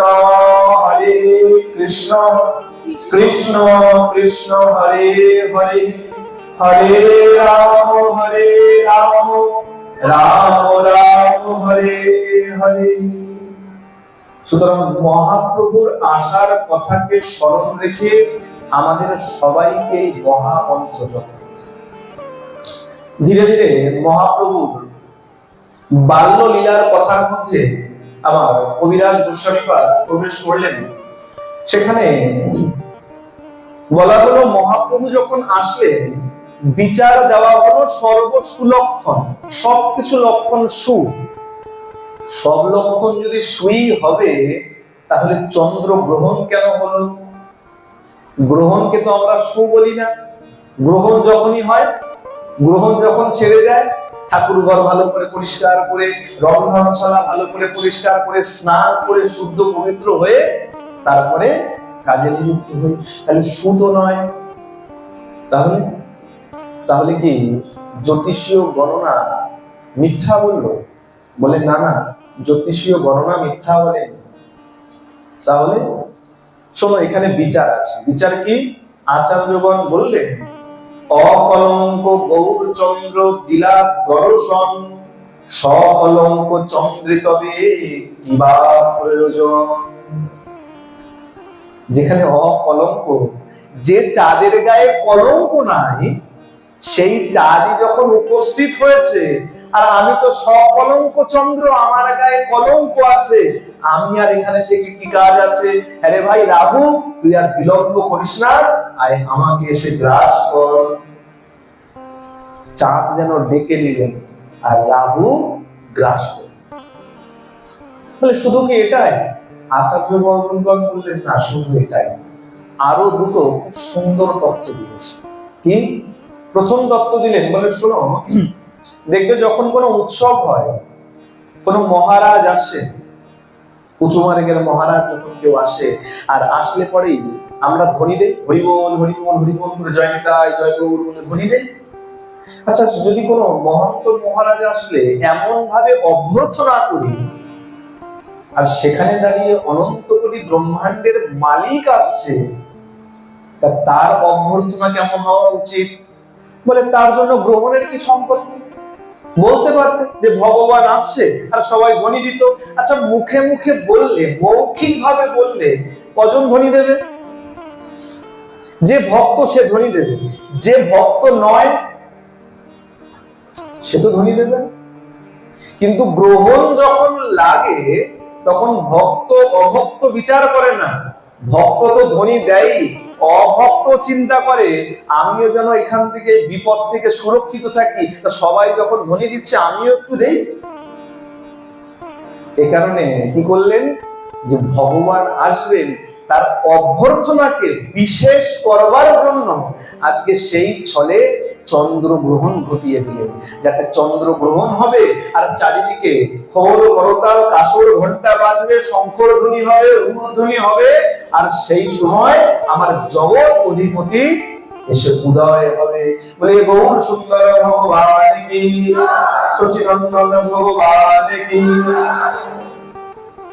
আরেকটা কারণ দিয়েছে খুব সুন্দর আচার্যগণ। তো এই তত্ত্ব বলতে গেলে দেখেছো তো, সময় কোথা থেকে যে কোথায় চলে যায় বোঝাও যায়। আচার্যগণ তাদের এটা একটা বিশেষ গুণ। এই যে ফুলের মালা, এই মালা যদি এখন তোমার হাতে দেই, তুমি এর থেকে মধু বের করতে পারবে না? পারবে? কিন্তু যদি একটা মৌমাছি এসে এর মধ্যে বসে, কি করবে? মধু কিন্তু নিয়ে যাবে। আচার্যগণ ঠিক তেমন, আমরা শব্দকে শব্দ বলে বিচার করি, আর আচার্যগণ তার থেকে মধু পান। আচার্যগণ বলছেন শোনো, সর্বসুলক্ষণ তো সুলক্ষণ। কেমন? মহাপ্রভু চিন্তা করেছেন যে এসে বেশিক্ষণ অপেক্ষা করা যায়। যখন অফিসে কেউ চাকরি করতে যায়, চাকরি করতে গিয়ে এমন তো করে না যে অফিসে গেলাম 1 ঘন্টা ঘুমিয়ে নেব আর তারপরে কাজ করব। কেউ করে এরকম যে অফিসে গেলাম 1 ঘন্টা ঘুমাই তারপরে কাজ করব? কেউ করে না। তাহলে বলে গিয়েই কাজ করতে আরম্ভ করে। আমার মহাপ্রভু অফিসে এসছে, হ্যাঁ অফিসেই এসছে, কাজ নিয়ে এসছে। তো কোন অফিসে? এই ধরনী রূপ অফিসে এসছে। কাজ কি? নামে প্রেমে জগৎকে ভাসানো।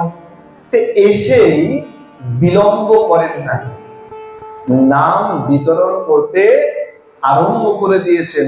ভালোই চন্দ্রগ্রহণের দিকে লক্ষ্যতা, কিন্তু মহাপ্রভু কাজ করতে আরম্ভ করলেন, নাম প্রেম বিতরণ আরম্ভ করলেন। এই কারণে চন্দ্রগ্রহণকে নিমিত্ত করে এই জগৎ জীব সবাই মিলে হরিবোল হরিবোল হরিবোল হরিবোল করতে লাগে। আচার্যগণ এই 3 বিচার দেখতে দেখতে নামকরণ হলো। নামকরণ বলতে সাধারণ নামকরণ, যেগুলো মৌখিক নাম, ডাক নাম হয়। নিম গাছের তলায় জন্ম, তাই নাম দেওয়া হলো নিমাই।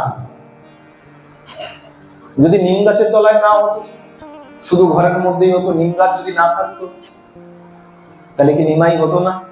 আচার্যগণ বলছেন তাহলেও নিমাই হতো। কেন? এইবার এটা বোঝার জন্য আমার সচিমায়ের অন্তরে প্রবেশ করে। দেখো, গতকালের সঙ্গে সব কিন্তু সংযোগ আছে, এই কারণে বলেছিলাম ভালো করে মন দিয়ে শোনো। সচিমা একে একে 8টি কন্যা প্রসব করেছেন আর মারা গেছে। তাহলে মার হৃদয়ে কতটা ব্যথা আছে একবার চিন্তা করো। কতটা ব্যথা আছে? কতটা তিক্ততা আছে। মা সূচি এইবার যখন সন্তান পেলেন চিন্তা করছেন এর নাম নিমাই রাখবে। কেন? নিম তিতা হয়, সবাই খেতে চায় না। যমের যদি কখনো আমার সন্তানের দিকে দৃষ্টি পড়ে, যম যখন আমার সন্তানের দিকে তাকাবে আর যখনই শুনবে নিমাই মানে নিম, তার মুখের মধ্যে তিতা ভাব চলে আসবে, আমার সন্তানকে খাবে। সেই তিক্ততা থেকে, সেই বেদনা থেকে মা তার সন্তানের নাম রাখলেন নিমাই। আর গাত্রবর্ণ গৌর ছিল, যার জন্য সবাই তাকে গৌর বলে ডাকতেন। আর যেহেতু ত্রয়োদশ মাস অতিক্রম করে চতুর্দশ মাস 14তম মাসে এসে যেহেতু ভূমিষ্ঠ হয়েছেন, সন্তানের আকৃতি একটু বড় হয়েছে, এটা একটা বৈশিষ্ট্য। আর দ্বিতীয় বৈশিষ্ট্য, এই সন্তান কাঁদলে পরে এই সন্তানকে সহজে চুপ করানো। তাহলে কি করে চুপ করানো যায়? একদিন কাঁদতে লেগেছে নিমাই, মা সূচি রন্ধনশালায় রন্ধন করছে, প্রতিবেশীরা সবাই কোলে করে নিয়েছে, এবং সবাই বলছে হ্যাঁ রে সূচি, এই তোর ছেলে যে চুপ করে না। মা সূচি বলছে যে চুপ করবে, সবাই মিলে করতালি দে, হাতে তালি দে, আর হরি বল, দেখবি সব আমার ছেলে চুপ করে যাবে। সত্য সত্যই সবাই করতালি দিতে লেগেছে আর হরি বল হরি বল হরি বল করতে লেগেছে। দেখতে দেখতে ছেলে চুপ করে গেছে। এই যে হরি বললে সন্তানের ক্রন্দন থেমে যায়, আর গাত্রবর্ণ গৌর, দুয়ে মিলে তার আরেক নাম হয়ে গেল গৌর হরি। বলিয়ে গৌর হরি ভগবান কি। একে একে এরকম অনেক নাম হতে লেগেছে, আর লীলা আরম্ভ করেছেন। সবার প্রথম লীলা করেছেন আমার প্রভু। প্রথম লীলা করলেন পিতা মাতাকে সবার প্রথম চরণ চিহ্ন দেখা। চরণ চিহ্ন মানে ছোট ছোট পায়ের ছাপ, চরণের চিহ্ন সারা ঘরের মধ্যে যত্রতত্র ছড়িয়ে আছে। এটা প্রথম লীলা। বাল্য লীলায় আগে প্রভুর উত্তান শয়ন, পিতা মাতায় দেখাইল চিহ্ন চরণ। গৃহে দুই জনে দেখে লঘু পদ চিহ্ন, তাহে শোভে বজ্রধ্বজ চক্রবীণ। ঘরের মধ্যে যত্রতত্র ছোট ছোট পদচিহ্ন ছড়িয়ে আছে, আর তার মধ্যে বজ্র, ধ্বজ, অঙ্কুশ, চক্র, ছত্র আদি আদি সব চিহ্ন তার মধ্যে দেখা যাচ্ছে। এটা বুঝতে পারবে। এটা কি করে বুঝবে? লক্ষ্মী পূজার কথা চিন্তা করো। লক্ষ্মী পূজার সময় আমরা বাড়িতে আলপনা দেই না? একদম দরজা থেকে মায়ের একদম ঘটদেশ পর্যন্ত একদম এই চরণ চিহ্ন এঁকে দেই। কি না, মনে হচ্ছে যেন মা চরণ ফেলে ফেলে সিংহাসনে গিয়ে উপবিষ্ট হয়েছে। মনে করো এরকমই সারা ঘরের মধ্যে লঘু পদচিহ্ন, ছোট ছোট চরণ চিহ্ন দেখা যায়। আর শুধু চরণ চিহ্ন নয়, তার মধ্যে বজ্র, ধ্বজ, অঙ্কুশ আদি আদি সেই চিহ্ন তার মধ্যে দেখা যায়। চিন্তা করছে কি ব্যাপার, মিশ্র মশাইকে ডেকেছেন, তাড়াতাড়ি আসুন, এইসব চিহ্ন কেন দেখা যায়? মিশ্র মশাই এসে সেই চিহ্ন দেখে খুব প্রীত হয়েছেন। কেন? তিনি তো পণ্ডিত ছিলেন, আর পণ্ডিত এইসব চিহ্ন দেখে বুঝতে পেরেছেন সাধারণ চিহ্ন নয়। কেন? এইসব চিহ্ন যে আমার ভগবানের চরণ তলে দেখা যায়। এই শোনো সচি, আমার মনে হয় কি জানো, আমরা তো সন্তানের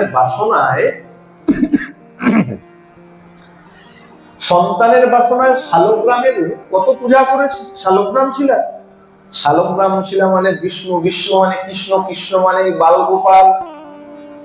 আমার মনে হয় প্রভু আমাদের পূজায় প্রীত হয়ে আমাদের কৃপা করবার জন্যই আমাদের ঘরে যত্রতত্র বিচরণ করছে।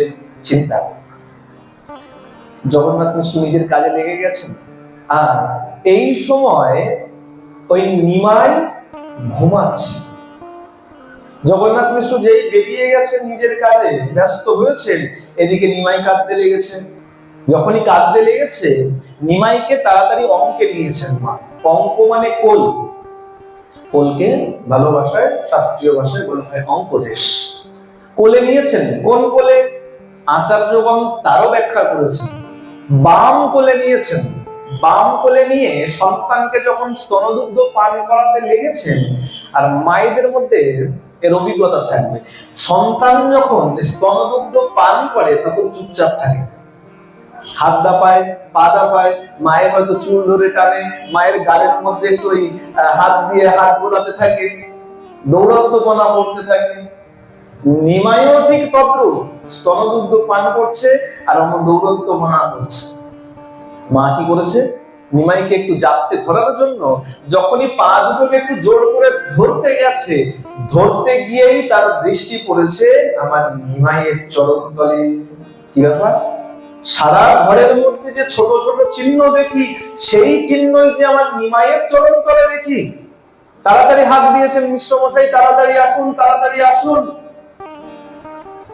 কি ব্যাপার, বলে দেখুন আমার নিমাইয়ের চরণতলে যে সেই সব চিহ্ন দেখি, যে চিহ্ন সারা ঘরের মধ্যে ছড়িয়েছিল। দেখা মাত্রই আমার জগন্নাথ মিশ্র কি করলেন, বিলম্ব করলেন না, আবার শ্বশুর মশাইকে ডেকে পাঠান। শ্বশুর মশাইকে যখনই ডেকে পাঠিয়েছেন, শ্বশুর মশাই এসে বিচার করে বলছেন যে তোমরা তো এখন দেখছো, আর আমি এর অনেক আগেই দেখে বিচার করে রেখেছি। চিহ্ন দেখি চক্রবর্তী বলে হাসিয়া, লগ্নবনি পূর্বে আমি রাখিয়াছি লিখিয়া, 32 লক্ষণ মহাপুরুষ ভূষণ, এই শিশু অঙ্গে দেখি সেসব লক্ষণ। তোমরা তো এখন দেখছো এসব চিহ্ন, এসব লক্ষণ, আর আমি জন্মের আগে এসব গণনা করে এসব লিখে রেখেছি। নীলাম্বর চক্রবর্তী বলেছিলেন না, যখন 13 মাস হয়ে গেল সচি কোনো সন্তান প্রসব করছে না, নীলাম্বর চক্রবর্তী তখনই বলেছিল চিন্তা করো না, আমার সচি এক দিব্য সন্তানের জন্ম দেবে। নকলর গণনা করে বিচার করে লিখেছি। এখনো সেই কথা বললে তোমরা এখন দেখছো, আমি আগে থেকে বিচার করে রেখেছি। আর এই শিশুর মধ্যে মহাপুরুষের 32 লক্ষণ আছে। বর্তমান সমাজে আমাদেরকে এটা খুব ভালো করে জানতে হবে, যাকে তাকে মহাপুরুষ বলা যায় না। যাকে তাকে মহাপুরুষ বলে দিলাম চলবে, মহাপুরুষের 32 লক্ষণ থাকে। আর সেটা তো বিচার দিলেন নীলাম্বর চক্রবর্তী, তিনি বিচার দিয়ে বললেন কেন এই শিশুকে মহাপুরুষ বলা হলো। তিনি যে বিচার দিয়েছেন মনমানি বিচার নয়, এমন নয় নীলাম্বর চক্রবর্তী যেমন তেমন ভাবে বিচার দিয়ে দিল আর বলে দিল মহাপুরুষ নয়। তিনিও শাস্ত্রীয় প্রমাণ দিলেন, সামুদ্রিক রহস্য থেকে একটা শ্লোক উদ্ধৃত করে তার প্রমাণ দিলেন যে কেন গৌরহরি মহাপুরুষ। আমাদের অনেকে তো মানি না যে গৌরাঙ্গ সুন্দর, তিনি মহাপুরুষ বলে মানি না, ভগবান বলে মানি না। তিনি যে মহাপুরুষ তার প্রমাণ দিলেন কোথা থেকে, শাস্ত্র থেকে, গ্রন্থ থেকে। তার নাম হলো সামুদ্রিক রহস্য। একটা গ্রন্থ আছে, এই গ্রন্থে কি পাওয়া যায়, এই গ্রন্থে মানুষ চেনার লক্ষণ আছে। কারো নাক যদি টিকালো হয় সেই মানুষের স্বভাব কেমন হবে, কারো যদি বক্ষস্থল চওড়া হয় তাহলে সে মানুষ হিসাবে কেমন হবে, কারো গায়ের পশম সূক্ষ্ম হলে তার স্বভাব কেমন হবে, আদি আদি প্রত্যেক অঙ্গের ধরে ধরে বর্ণনা আছে।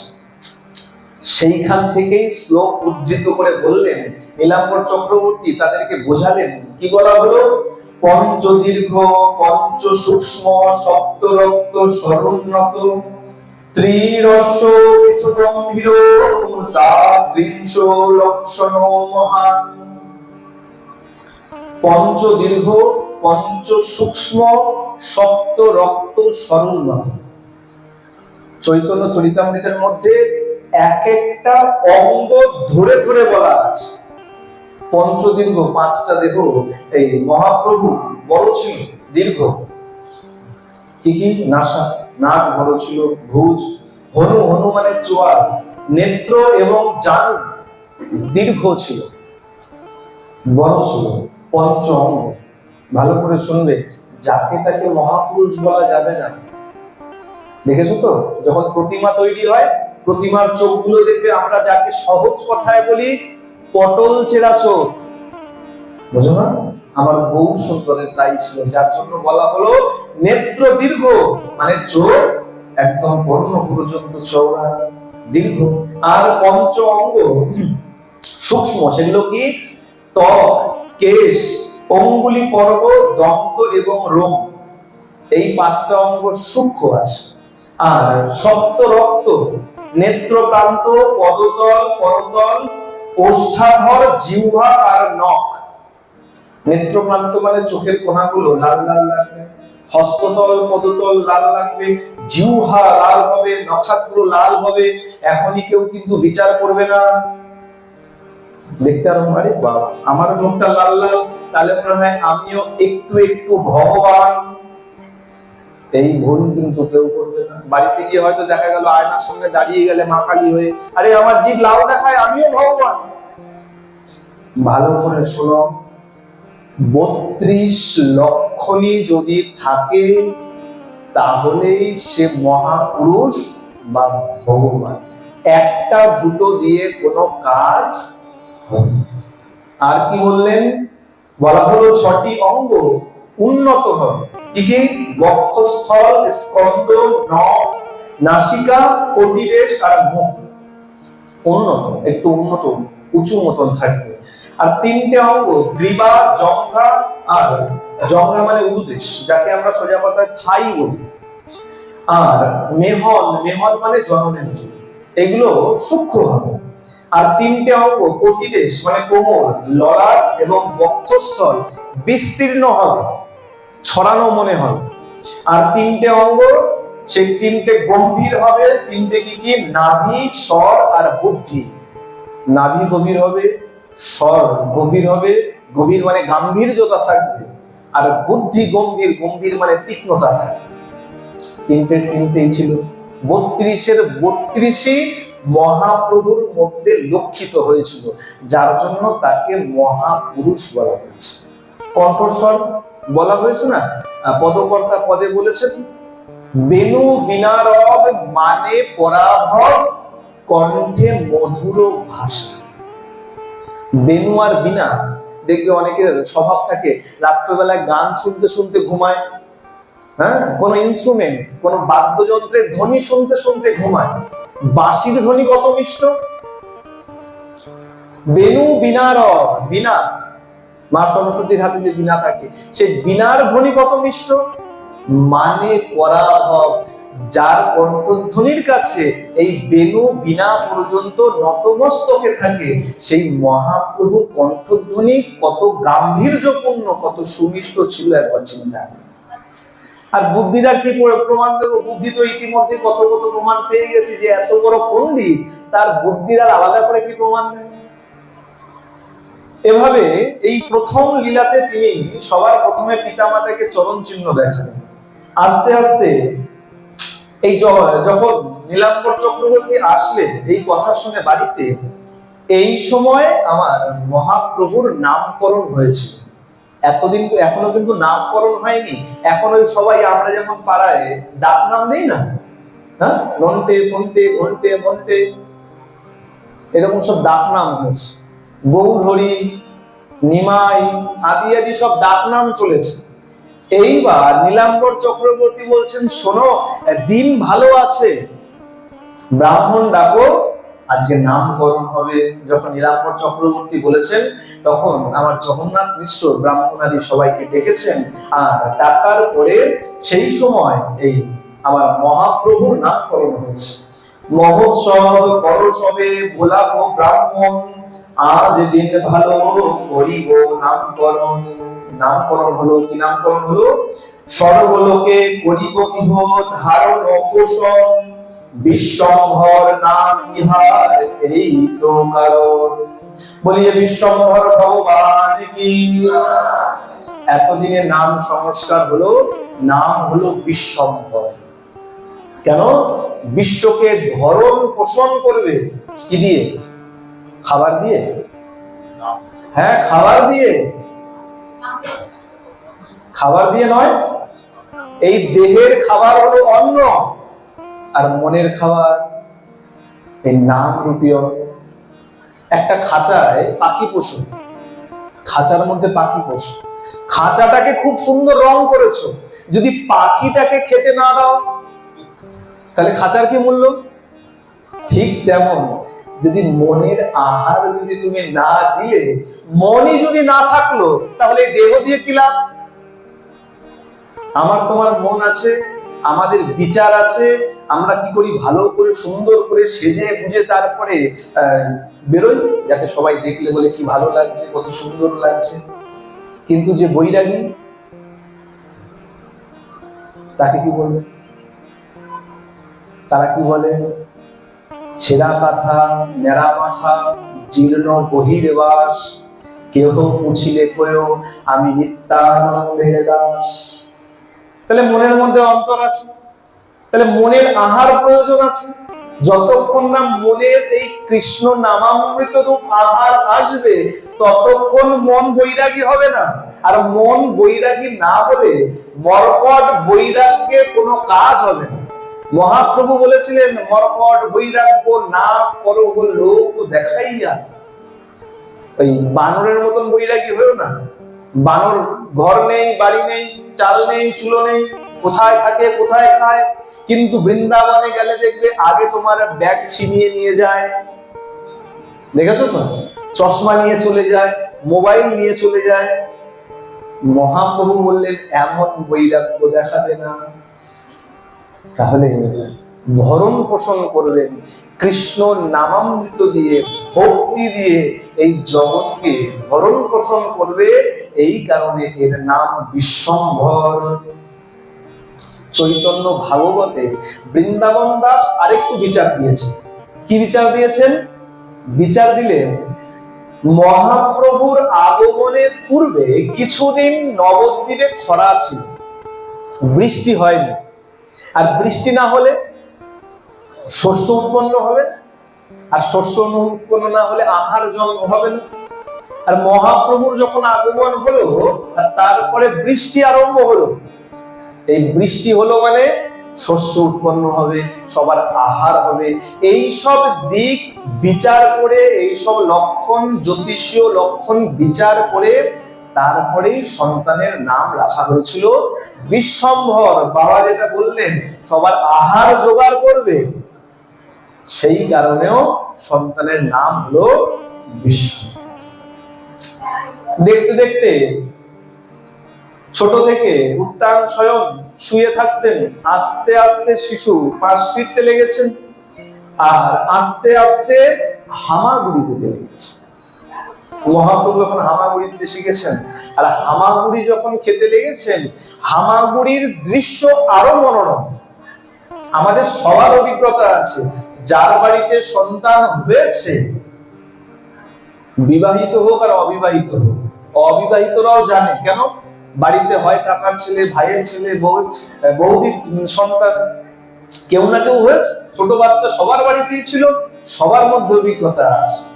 যখন আমার মহাপ্রভু হামাগুড়ি দিতে লেগেছেন, তবে কতদিনে প্রভুর জানু চক্রমণ, জানু চক্রমণ মানে হয়ে গেল হামাগুড়ি দেওয়া, তথা নানা চমৎকার করাইল দর্শন।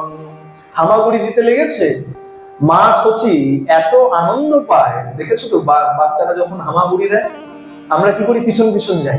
আর তুমি যখন পিছন পিছন যাবে, দেখবে ওই সন্তান একটা পিছন ঘুরে তাকায়, তাকিয়ে যখনই দেখে যে কেউ আসছে, আর তুমি যদি ধরার চেষ্টা করো, দেখবে আরো তাড়াতাড়ি তাড়াতাড়ি করে যেতেছে। এই অভিজ্ঞতা আমাদের সবার আছে। আর চিন্তা করো সেই সময় কত আনন্দ লাগে। আজকে মা সচিও ওই নিমাইকে ছেড়ে দেয়। আর জানবে, নাম বিশ্বম্বর হয়েছে ঠিকই, কিন্তু সবাই বিশ্বম্বর বলে ডাকে না।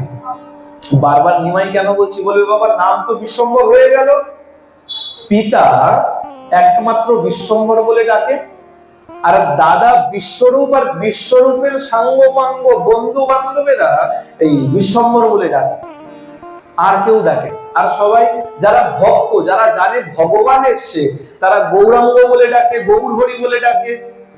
আর পাড়াতে সচরাচর সবাই ওই মায়ের দেওয়া নামেই ডাকে, নিমাই বলেই ডাকে। এই কারণে আমরা নিমাই বলি সম্বোধন করছি। মা ছেড়ে দিয়েছেন উঠোনের মধ্যে, আর নিমাই এরকম হামাগুড়ি খাচ্ছে, আর মা পিছন পিছন যখনই যায়, নিমাই আরো দ্রুত হামাগুড়ি দিতে আরম্ভ করে। মায়ের দেখে খুব আনন্দ, প্রতিবেশীরা বলে, এই সচি শোন, একটু একটু নিমাইকে ছেড়ে দে, আর শোন আমরা দাঁড়িয়ে দাঁড়িয়ে দেখবো নিমাই কেমন করে হামাগুড়ি দেয়। সবাই গোল করে দাঁড়িয়ে যায় আর মাঝখানে নিমাইকে ছেড়ে দিয়ে নিমাইয়ের হামাগুড়ি দেওয়া করছে। কিন্তু মায়ের মধ্যে ভয় লাগে, কখনো যদি চলতে চলতে রাজপথে চলে যায়, আগলে আগলে রাখে। কিন্তু যেমন ভাবনা তেমনই হলো। কবে?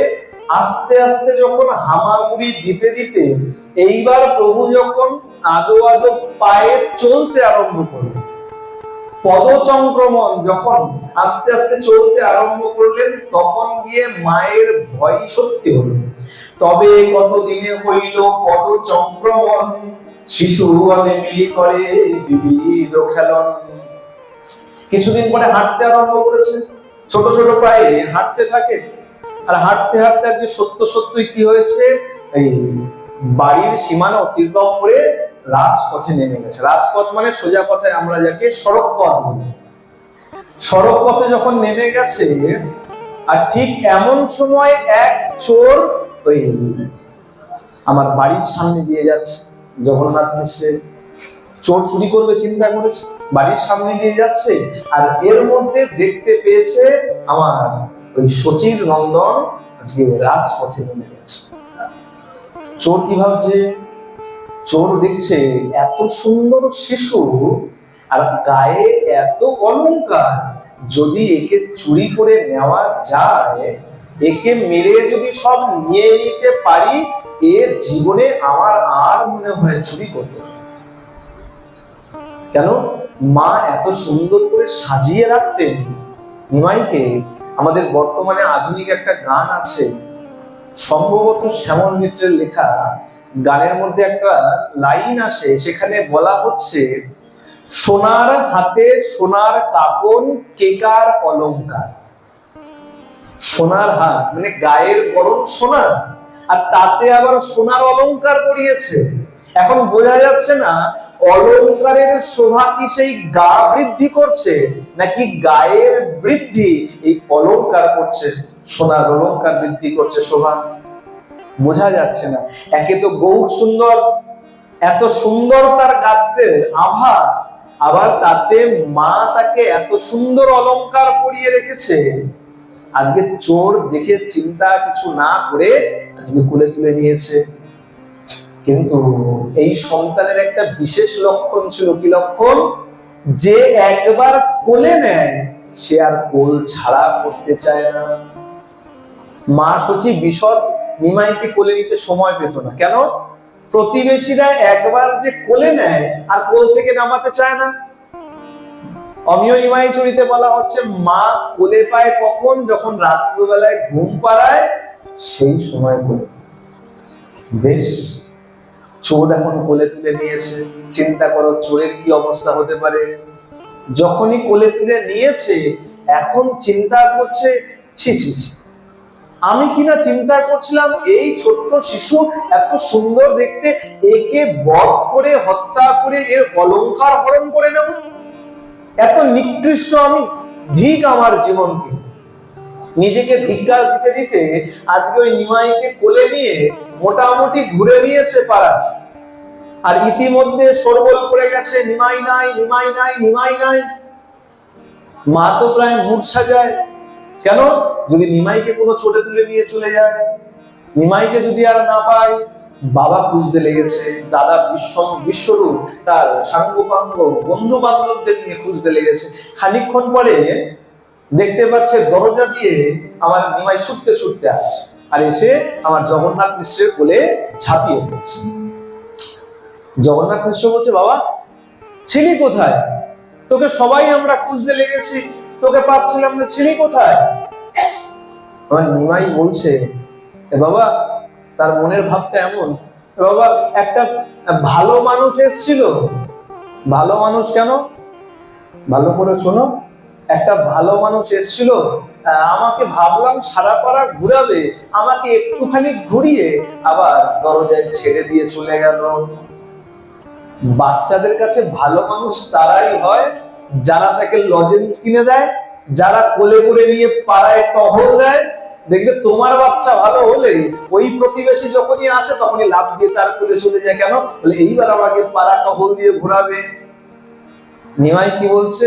একজন ভালো মানুষ এসেছিল, আমার প্রভু কি জানে না এ চোর? তিনি তো অন্তর্যামী, সবই তো জানে। আচ্ছা, এইবার চোরের কথা শোনো। চোরের কি হলো? চোর যখন ওই নিমাইকে দরজায় ছেড়ে দিয়ে যখনই উঠেছে, তার হৃদয়ের মধ্যে এমন ভাব জাগরিত হয়েছে, এমন প্রেম জেগেছে, আজকে নিমাইকে রেখে দু হাত তুলে হরিবোল হরিবোল হরিবোল করতে করতে আজকে প্রেমে আকৃষ্ট হয়ে সে আজকে পথে উদ্যত হয়ে গেছে। এটা হলো আমার মহাপ্রভুর বিশেষ গুণ। একবার যে দেখেছে সে চোখ ফেরাতে পারেনি, আর একবার যা দেখে নিয়েছে তার মধ্যে এমন প্রেমাভক্তির উদয় হয়ে গেছে, সে আমার গৌরাঙ্গ হয়ে গেছে। আস্তে আস্তে যত বড় হয়েছে তত তার দৌরাত্ম্যপনা বেড়েছে, আর লীলার মাধুরী তত উন্নত থেকে আরো উন্নত হচ্ছে, তত বৃদ্ধি পেয়েছে। একে একে অনেক লীলা করেছেন। বলে শোনো, বাল্য লীলাও অনেক অনেক রয়েছে। আজকে আর তার মধ্যে যাব না। বাল্য লীলায় আগে আগে অনেক লীলা করলেন। আগামী দিনে আমরা মহাপ্রভুর কিছু বাল্য লীলা এবং সন্ন্যাস গ্রহণের পরের কিছু লীলা আস্বাদন, কারণ 4 দিবসীয় কথার মধ্যে মহাপ্রভুর এত বিস্তর কথা, সব কেন তার একটা সামান্য অংশ শ্রবণ করা সম্ভব। অনন্য চৈতন্য লীলা ক্ষুদ্র জীব হইয়া কে বর্ণিতে পারে তাহার বিস্তার। আমরা চেষ্টা করব গৌর হরির কৃপা যতটা হবে, নিতাই চাঁদের কৃপা যতটা হবে, ততটা আমরা আস্বাদন করব। আর আগামী দিনও আমি সবার কাছে প্রার্থনা রাখবো। দেখো, মন তো চায় বলতে চাইলে কি হবে, ঘড়ির কাঁটা মনকে বারবার খোঁচা দেয়, সময় হয়ে গেছে, বিশ্রামের দিকে যা। আর মন যদি চঞ্চল হয়ে যায় না, মন চঞ্চল হয়ে গেলে সেই মন নিয়ে আনন্দ লাগে। চঞ্চল করে হরি হরি হরি হরি হরি করে এই সংক্ষেপে সংক্ষেপে বলে চলে গেলে পরে তার ভেতর থেকে আনন্দ লাগে। এটা বুঝতে পারবে। অনুষ্ঠান বাড়িতে যখন খেতে যাও, খেতে বসেছো, চাটনি এখনো পাতে পড়েনি, তোমার পিছনে লোক দাঁড়িয়ে গেছে চেয়ার ধরে, এইবার দেখবে ওই চাটনিতে আর স্বাদ পাওয়া যায়। যতই চাটো না কেন তাতে আর স্বাদ নেই। কেন? পিছনে লোক দাঁড়িয়ে গেছে, মন চঞ্চল হয়ে গেছে, আর স্বাদ লাগে না। ঠিক তেমন মন চঞ্চল হয়ে গেলে আনন্দ পায়। আমি ভক্তমণ্ডলী এবং কমিটি পক্ষ দুজনকেই বলবো কি, 6:30টার মধ্যে মোটামুটি আরতি করে ভাগবতকে এখানে উপবিষ্ট করিয়ে দেবেন। আমরা মোটামুটি 6:35-40-এর মধ্যে যেন কথা আরম্ভ করতে পারি। সময় একটু বেশি পেলে আমরা আগামী দিন একটু বেশি করে বাল্য লীলা আর সন্ন্যাসের পরের কিছু লীলা আস্বাদন প্রেম সে বলো। আসো, এখানে এই বাল্য লীলা শ্রবণ করে আজকের মতন দ্বিতীয় দিবসের গৌর কথার আজকে এখানেই আমরা বিশ্রাম দিচ্ছি। শ্রী গুরু প্রেমানন্দে নিতাই গৌর সীতারাম হরি হরি বল। শ্রী শ্রী সাধু বৈষ্ণব প্রেমানন্দে হরি হরি বল। শ্রী শ্রী রামকৃষ্ণ প্রেমানন্দে হরি হরি বল। সবাই মিলে একসঙ্গে প্রেম সে বলো। তোমার আনন্দ হয়েছে না হয়নি? তাহলে তো বলে শেষ ভালো যার সব ভালো তার। এত কম কম ধরি নিয়ে বাড়িতে গেলে ভালো লাগবে? তা আমাদের শেষেও যদি ধ্বনি একটু জমকে না পড়ে তাহলে ভালো কি করে বুঝবো? সবাই মিলে একসঙ্গে প্রেম সে বলো।